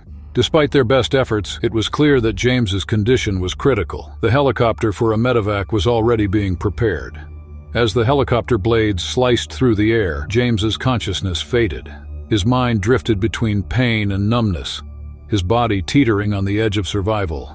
The medics worked tirelessly, their faces grim. Despite their efforts, James's pulse weakened, and by the time the helicopter reached the nearest medical facility, his heart had stopped. The news of his death spread quickly across the ship and later made headlines nationwide. James Donovan, a dedicated sailor and beloved crew member, was gone. The attack was a stark reminder of the ocean's unpredictability and the ever-present dangers faced by those who serve at sea. In the days that followed, the crew of the Nimitz held a solemn ceremony in James's honor. Flowers were released into the ocean where he had fallen, their bright colors stark against the dark water. The great white shark, elusive and ancient, remained a haunting presence in their memories. James's story became a testament to courage in the face of unimaginable odds. Though his life was cut tragically short, his legacy lived on among those who had fought to save. The ocean had always been a place of training and danger for the U.S. Navy, a balance between preparation and the unknown. The waves carried the weight of another routine drill off the coast of Southern California, near San Clemente Island. It was May 3, 2024, a day like any other for Chief Boatswain's mate Nathan Alvarez and his team. The waters in this area were known for their unpredictable currents, but even more so for the great white sharks that patrolled beneath the surface. These predators had long roamed the Pacific, drawn to the rich feeding grounds where seals, sea lions, and fish thrived. Most encounters between sharks and humans ended with nothing more than a distant sighting. But not today. Nathan, 34 years old and a seasoned sailor, had spent years in the Navy. He had trained for countless emergency scenarios, always focused, always in control. His team trusted him, and he trusted the sea, even when it was unpredictable. The drill that day was a high-intensity search and rescue exercise designed to simulate the rapid retrieval of personnel from the water. The team operated from a rescue boat, working with divers who practiced underwater navigation and extraction techniques. These drills were essential, ensuring that when real emergencies happened, they would be ready. Alongside Nathan on the boat were Petty Officer Ezra Kincaid, the navigator, Lieutenant Julian Marks overseeing operations, and Seaman Ryan Torres assisting with equipment. 4 divers carried out the exercise in the water: Petty Officer Vincent Reed, Chief Diver Malcolm Sutter, Ensign Theo Briggs, and Seaman Caleb Rios. The group had run through similar drills dozens of times, their movements precise and coordinated. The divers submerged, following the markers placed earlier in the morning. The water was clear, visibility was good, and everything seemed routine. None of them realized that the sound of the boat's engines and the repeated splashes of movement had drawn the attention of something large beneath them. A 17-foot great white shark, likely a mature female, had moved into the area. These sharks were ambush predators, relying on speed and surprise to take down their prey. Most of the time, they mistook humans for seals, striking with full force before realizing their mistake. But this one wasn't just observing, it was hunting. Nathan stood at the boat's edge, preparing to haul in Vincent, the first diver returning from the exercise. Vincent reached the surface, breathing steadily as he signaled that all was clear. Nathan moved forward, gripping the line to pull him in. That's when the water beneath Vincent shifted. A massive shape came from below, rising fast. Before anyone could react, the shark lunged, its powerful jaws snapping around Nathan's right arm. The force of the impact yanked Nathan off balance. Pain exploded through his body as teeth tore into muscle and bone. The shark's grip was unrelenting, and in one brutal motion it pulled him into the water. The world above the surface disappeared in a rush of bubbles and chaos. He could feel the crushing pressure, the violent thrashing as the shark shook him, trying to take him deeper. Julian and Ezra scrambled for the emergency alarm on the boat, shouting for immediate assistance. Ryan grabbed a rescue pole, but it was useless against the raw power of the predator below. In the water, Vincent had barely escaped the initial attack. He kicked hard, pushing himself away from the thrashing white belly of the shark. His training kept him from panicking. He reached out, grabbing Nathan's vest. But the weight of the shark's pull was too strong. Nathan fought, twisting his body and trying to wrench free, but the shark wasn't letting go. Blood clouded the water, and for a moment everything slowed. The pain, the cold, the weight of the ocean pressing around him, it all blurred together. But then, as suddenly as it had clamped down, the shark released him. The pressure disappeared and his body floated upward. Vincent grabbed him, hauling him toward the surface. Nathan's vision flickered, the searing pain in his arm making it hard to think. As they broke through the water, hands reached down from the boat, gripping Nathan's vest and dragging him onto the deck. Blood poured from his shredded arm, staining the metal floor. His chest heaved as he gasped for air, the reality of what had just happened hitting all at once. But the attack wasn't over. The shark, still moving just below, turned again. It surged upward, breaching the water in a foam spray, aiming for the boat. The crew barely had time to react as the massive predator slammed against the hull, rocking the vessel with its weight. Ryan stumbled, nearly losing his footing as he reached for Nathan's wound, trying to slow the bleeding. Julian barked orders, grabbed the emergency radio, and called in the attack. Ezra kept his eyes locked on the water, watching for another approach. The still submerged divers motioned frantically, signaling to be pulled out. The rescue operation was aborted. Their priority was getting out alive. They hauled the remaining divers onto the boat one by one. Caleb was the last, kicking hard to reach the surface. His eyes darted in every direction, and he feared the shadow that lurked below. The moment his hands gripped the boat's edge, Ezra and Julian yanked him up, their strength fueled by pure adrenaline. Nathan's body trembled from blood loss, his arm a mess of torn flesh and deep wounds. The shark's teeth had carved through muscle, leaving him in agony. His torso had deep gashes where the shark's rough skin had scraped against him. His breath was ragged, his mind struggling to stay conscious. The boat's engine roared to life as Julian steered them away from the attack site. The shark didn't follow. It lingered for a moment before vanishing into the depths, disappearing as quickly as it had come. The team moved fast, using every medical supply to stabilize Nathan. Tourniquets were tightened, gauze pressed against his wounds, every second feeling like a battle against time. Back at base, the emergency response team was already waiting.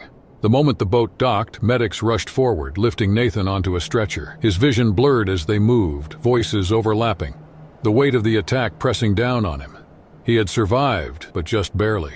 As the doors of the medical bay swung open, the last thing he saw was the worried faces of his team, their uniforms still stained with his blood. The drill had been meant to prepare them for danger, but no amount of training could have predicted this. The ocean had always been their battleground, but today it reminded them who truly ruled the water. The ocean that April 2, 2024 morning was calm, deceptively so. The early spring sun cast golden streaks over the waters near Santa Barbara, reflecting a picture of serenity that belied the dangers lurking beneath. The Coast Guard rescue team in the area had received an emergency distress call from a small vessel stranded due to mechanical failure.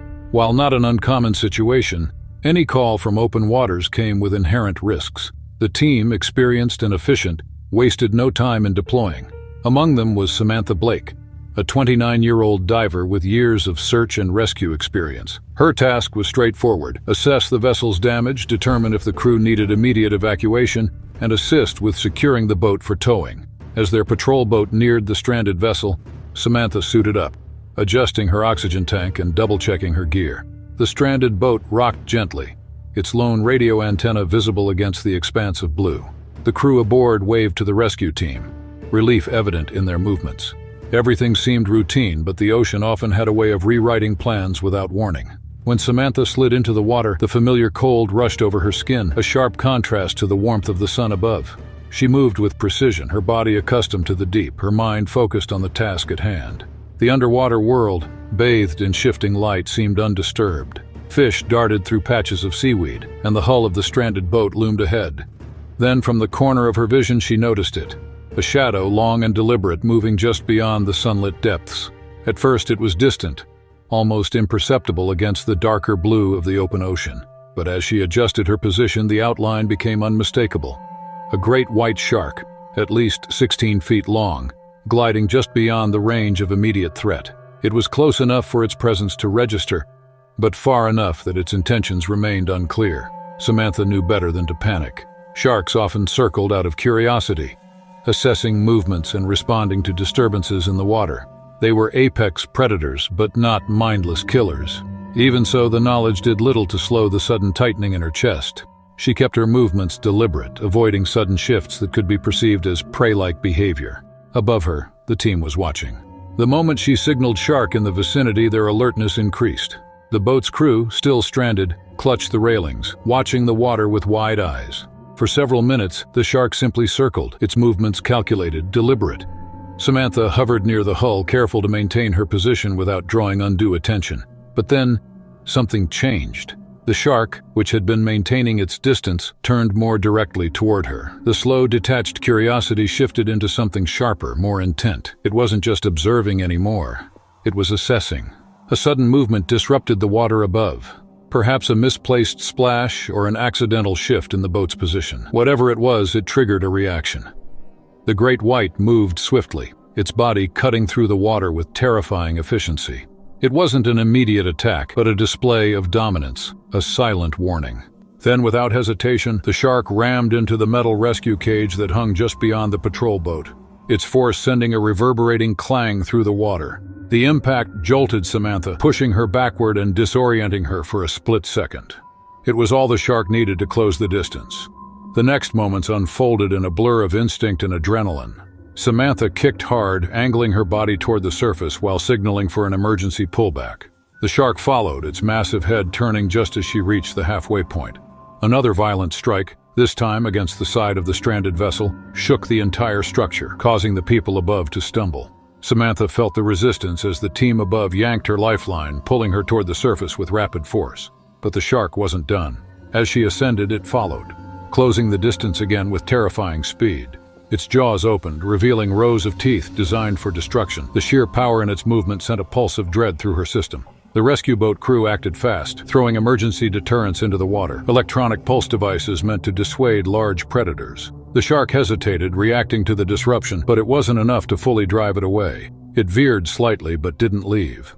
As Samantha broke the surface, hands reached down, pulling her aboard in one fluid motion. Her breathing was rapid, her muscles locked with tension. The moment she was clear, the shark struck the cage once more, sending another deep clang echoing through the hull. It was territorial now, no longer just a curious observer, but an aggressive force claiming the area. The decision to abort the rescue came swiftly. The stranded crew, now fully aware of the danger, knew they had no choice but to wait for alternative assistance. The Coast Guard team couldn't risk another descent with the shark actively patrolling the waters. Even as the patrol boat sped away, the shark lingered, its dorsal fin sliced through the surface, following for a short distance before eventually disappearing beneath the waves. It won this encounter. The ocean remained its domain, unpredictable and unforgiving. Back on shore, the reality of the situation settled in. Samantha, though unharmed physically, carried the weight of the encounter in every muscle of her body. The team debriefed, reviewing footage and assessing the decision to abandon the mission. There had been no other choice. The risk had been too great. The incident quickly gained attention. News outlets picked up the story, labeling it one of the most aggressive shark encounters in recent years. Marine biologists weighed in, discussing possible explanations: territorial instincts, hunger, or even an increase in human activity disrupting natural patterns. But the most sobering reality remained. Despite all the safety protocols and all the knowledge, the ocean was never a place of certainty. For the stranded boat crew, rescue eventually came through alternative means, though the memory of being caught in that shark's domain lingered. Martha's Vineyard had always been a place of peace for those who visited. The beaches stretched for miles, the sand warm beneath the feet of the many who came to enjoy the water. Families gathered along the shore, children played near the waves, and older couples walked the edges of the water, enjoying the quiet rhythm of the tide.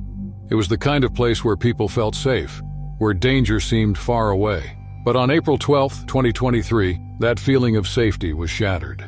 Evelyn Parker, 72, had lived in Massachusetts her entire life. She had spent countless summers on the beaches of Martha's Vineyard, first as a child, then as a mother, and now as a grandmother. She loved the ocean, even as she grew older, and never let her age keep her from walking the shoreline. That day, she had come to the beach with her daughter, Linda Abbott, her son-in-law, Peter Abbott, and her 2 grandchildren, Sophie and Adam. The day had been calm, and the sun was bright, but not too hot.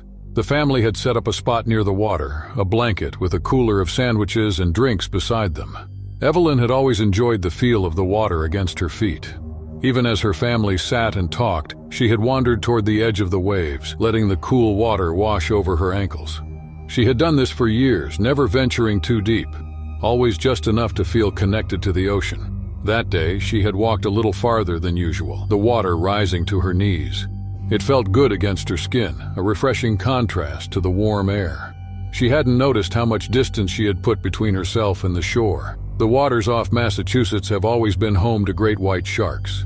In recent years, sightings have increased as the seal population has grown, drawing more of these predators closer to shore. Great whites are powerful hunters who move through the water with silent precision.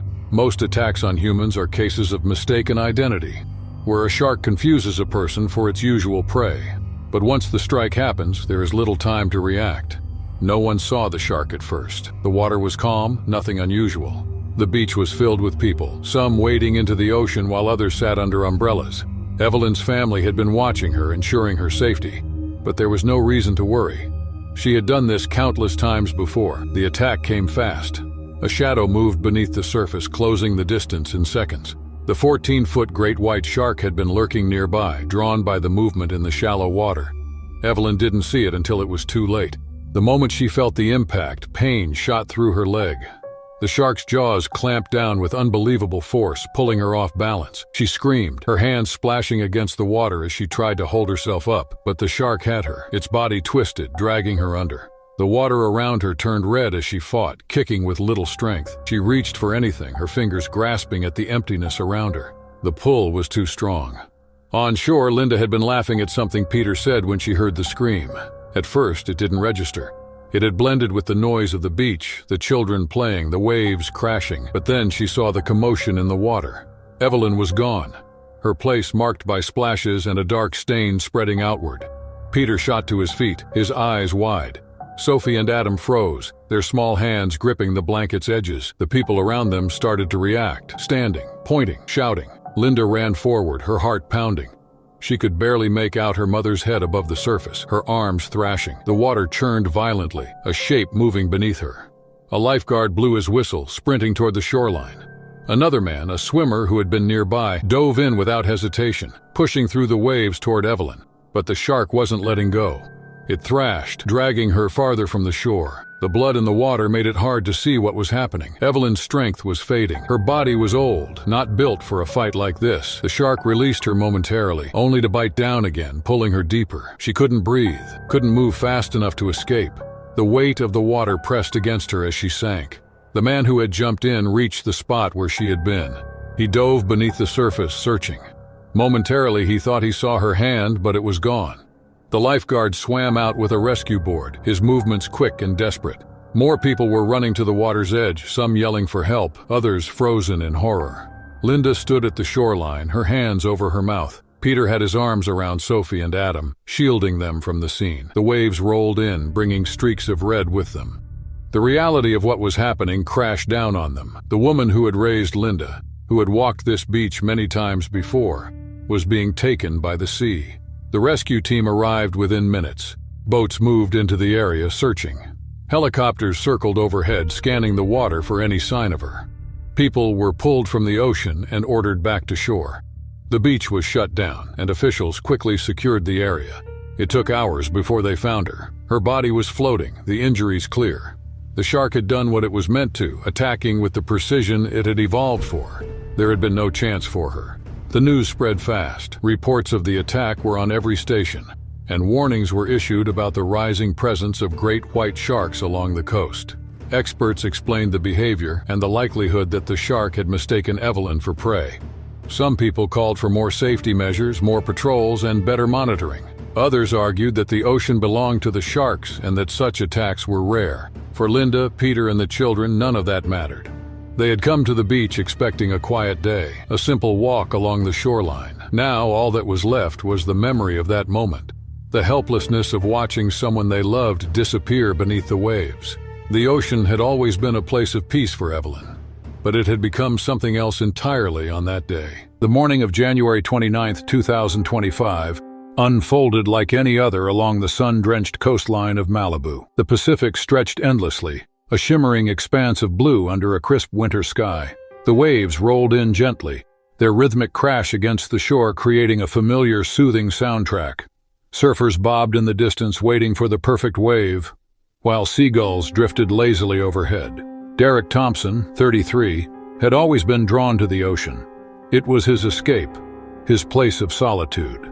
A thrill-seeker by nature, he found his greatest joy in speeding across the water on his jet ski, feeling the spray against his skin, the wind roaring in his ears. That morning, the conditions were perfect. Clear skies, light winds, and a sea that stretched wide and welcoming. As he navigated the open water, he felt invincible. The powerful engine beneath him responded effortlessly as he carved through the waves, leaving a white froth in his wake. He had ridden these waters countless times, always feeling in control, always believing that nothing could go wrong. But the ocean is a place of secrets, and on that day, beneath the glassy surface, something stirred. Without warning, a massive shadow emerged from the depths. It moved with quiet precision, a hunter built by nature for ambush and domination. The 15-foot great white shark had been lurking unnoticed, drawn by the vibrations of the jet ski cutting through the water. In the vastness of the ocean, Derek had no idea that he had unknowingly entered the domain of an apex predator. Then in an instant, everything changed. The shark struck with terrifying force, slamming its powerful body into the jet ski. The impact was brutal, tilting the machine sideways and sending Derek flying into the frigid water. The moment his body hit the surface, shock coursed through him. The Pacific in January was mercilessly cold, and the sudden immersion knocked the breath from his lungs. Instinct took over as he kicked hard, desperate to reach his jet ski. But before he could orient himself, the water beneath him shifted. A sudden violent pull yanked him downward, and searing pain exploded in his leg. The great white had found its target. The shark's jaws clamped down with crushing pressure, its serrated teeth slicing through flesh and muscle with surgical precision. Derek's scream was lost in the water as he flailed, instinctively trying to free himself. His heart pounded wildly, his vision blurred by a mix of salt water and fear. He twisted, kicked, and punched, anything to make the shark release him. But great whites are not creatures that let go easily. The shark shook its massive head from side to side, tearing deeper into its prey. Blood clouded the water in thick, dark plumes, drifting like ink in the vast blue. The scent of it sent the shark into an even greater frenzy. Derek's body convulsed in agony, his survival instincts battling against the inevitable. The predator released him for a moment, but before he could react, it struck again, jaws snapping around his torso with devastating force. The sheer power of the bite shattered bones instantly. His world was reduced to pain, to the crushing weight of an unstoppable force dragging him deeper, away from the light, away from air. Above the surface, the ocean seemed unchanged, indifferent to the horror unfolding beneath it. The jet ski drifted idly, engine still humming, oblivious. The horizon remained calm, beautiful even, as if nothing had happened. Farther out, a fishing boat cut through the waves. The crew had been hauling in their nets when one of them noticed the disturbance in the water. A jet ski floating unattended, a flash of red spreading unnaturally through the blue. Curiosity turned to alarm as they steered toward the scene, their eyes scanning the surface for any sign of its rider. Then they saw it. A figure emerged, barely visible through the churning water.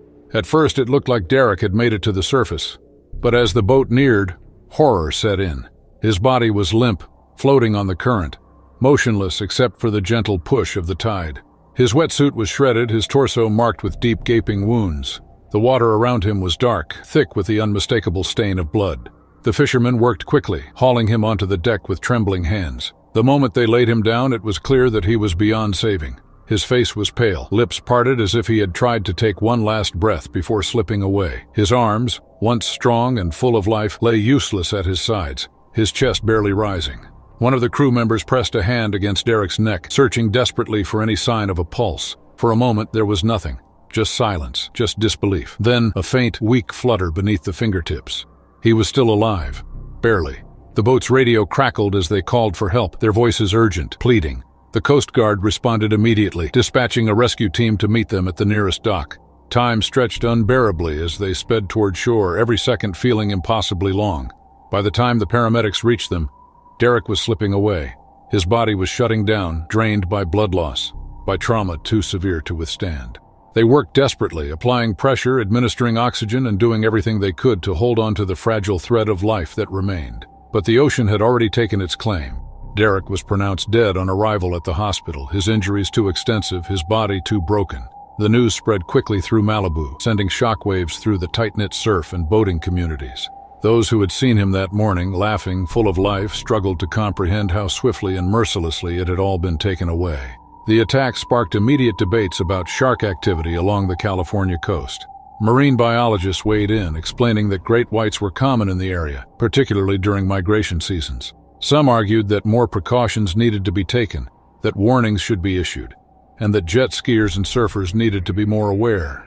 Others, however, defended the shark, reminding everyone that the ocean was its home and that Derek had simply been in the wrong place at the wrong time. Days later, a memorial was held on the beach where Derek had spent so much of his life. His family, his friends, and fellow surfers gathered to honor him and to share stories of his fearless spirit and his love for it. Key West, Florida, had always been a paradise for visitors. The warm waters, the gentle waves, and the endless stretches of open sea made it the perfect escape. People came from all over to swim, kayak, and explore the lagoons. The waters were full of life, fish darting between coral, sea turtles drifting near the shore, and the occasional shadow of something larger moving below. The ocean was beautiful, but it was also unpredictable. On June 21, 2024, Jake Matthews and his girlfriend, Lily Grant, learned that in the worst possible way. The couple had been together for 3 years, and this trip was supposed to be a chance to unwind. They had arrived in Key West 2 days earlier, staying in a small beachfront rental. That morning, they woke up early, had breakfast at a small cafe, and rented a tandem kayak. The plan was simple: paddle out, find a quiet spot, and enjoy the day. The rental worker had given them a quick safety briefing, warning them about strong currents and advising them to stay within the marked areas. Neither of them had worried. They were strong swimmers, and the water seemed calm. They spent the first hour paddling close to shore, moving through clear shallows where they could see the sandy bottom. Schools of fish passed beneath them, flashing silver as they moved. The sun was high and the heat was pressing down, so they decided to venture further.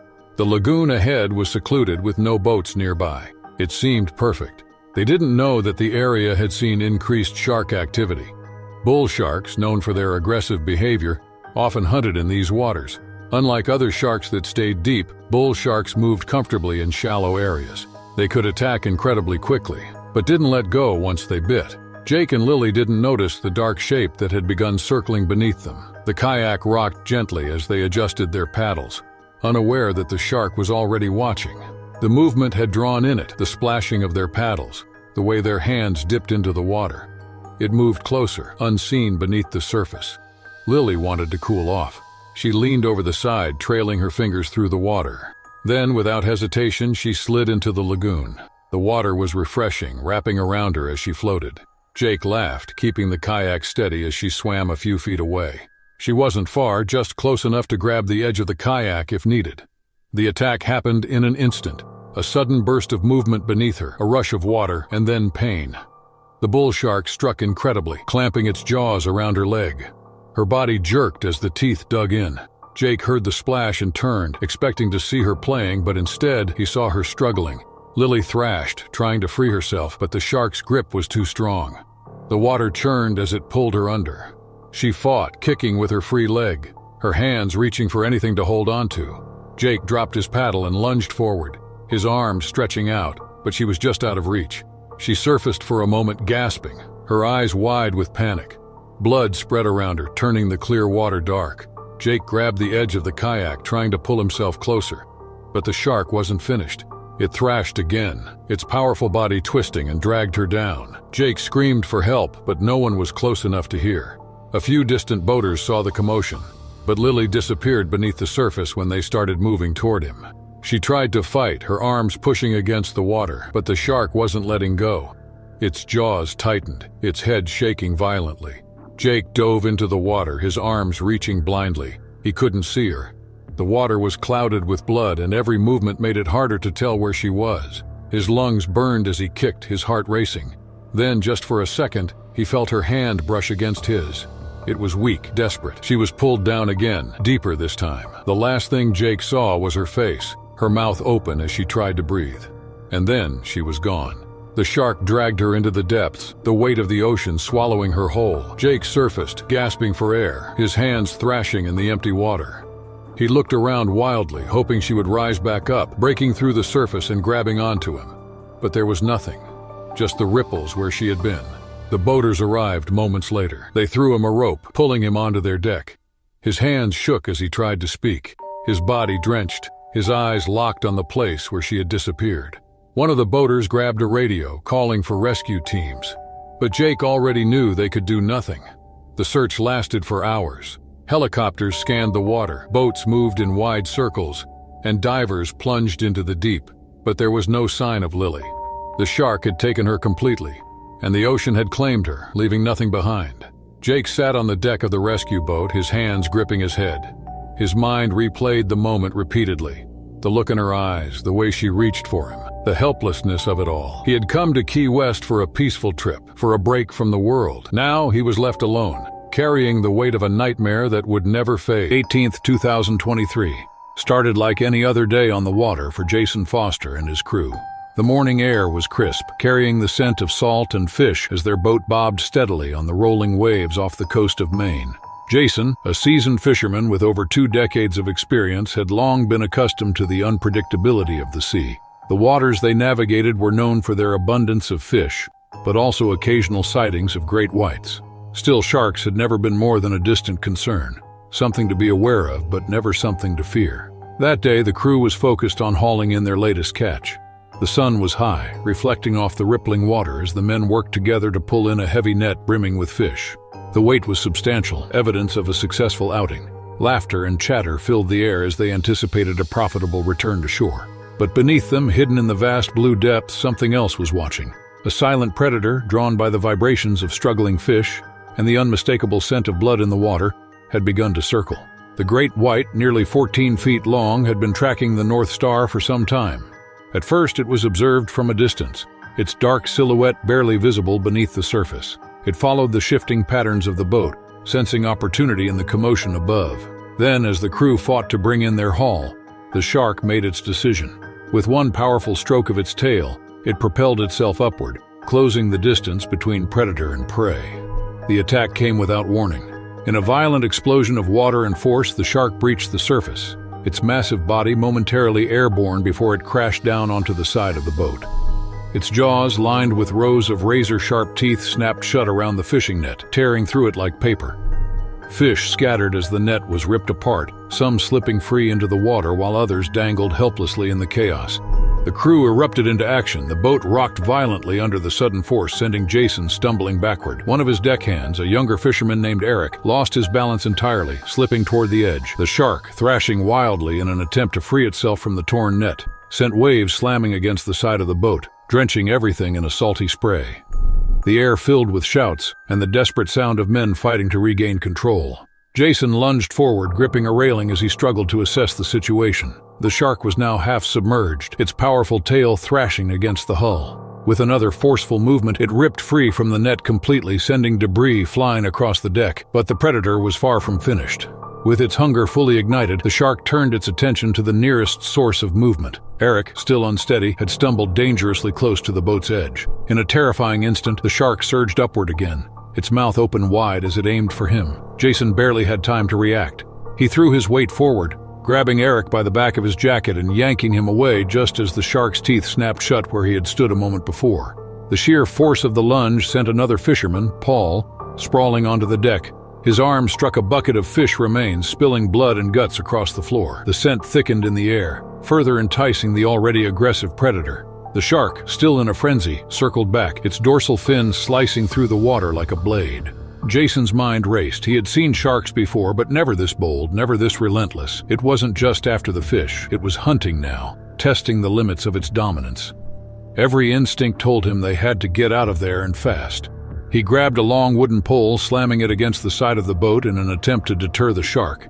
It veered off momentarily, but remained close, still hungry, still waiting. The crew scrambled, pulling Eric away from the edge while Paul gritted his teeth against the pain in his arm. The boat's engine roared as another crew member, Michael, shoved the throttle forward, propelling it away from the attack zone. The sudden burst of speed sent the shark reeling, forcing it to adjust its course. For several tense moments they watched as the great white followed, its shadow gliding just beneath the surface. Then, just as quickly as it had appeared, it disappeared. The water went still, the ocean reclaiming its usual rhythm as if nothing had ever happened.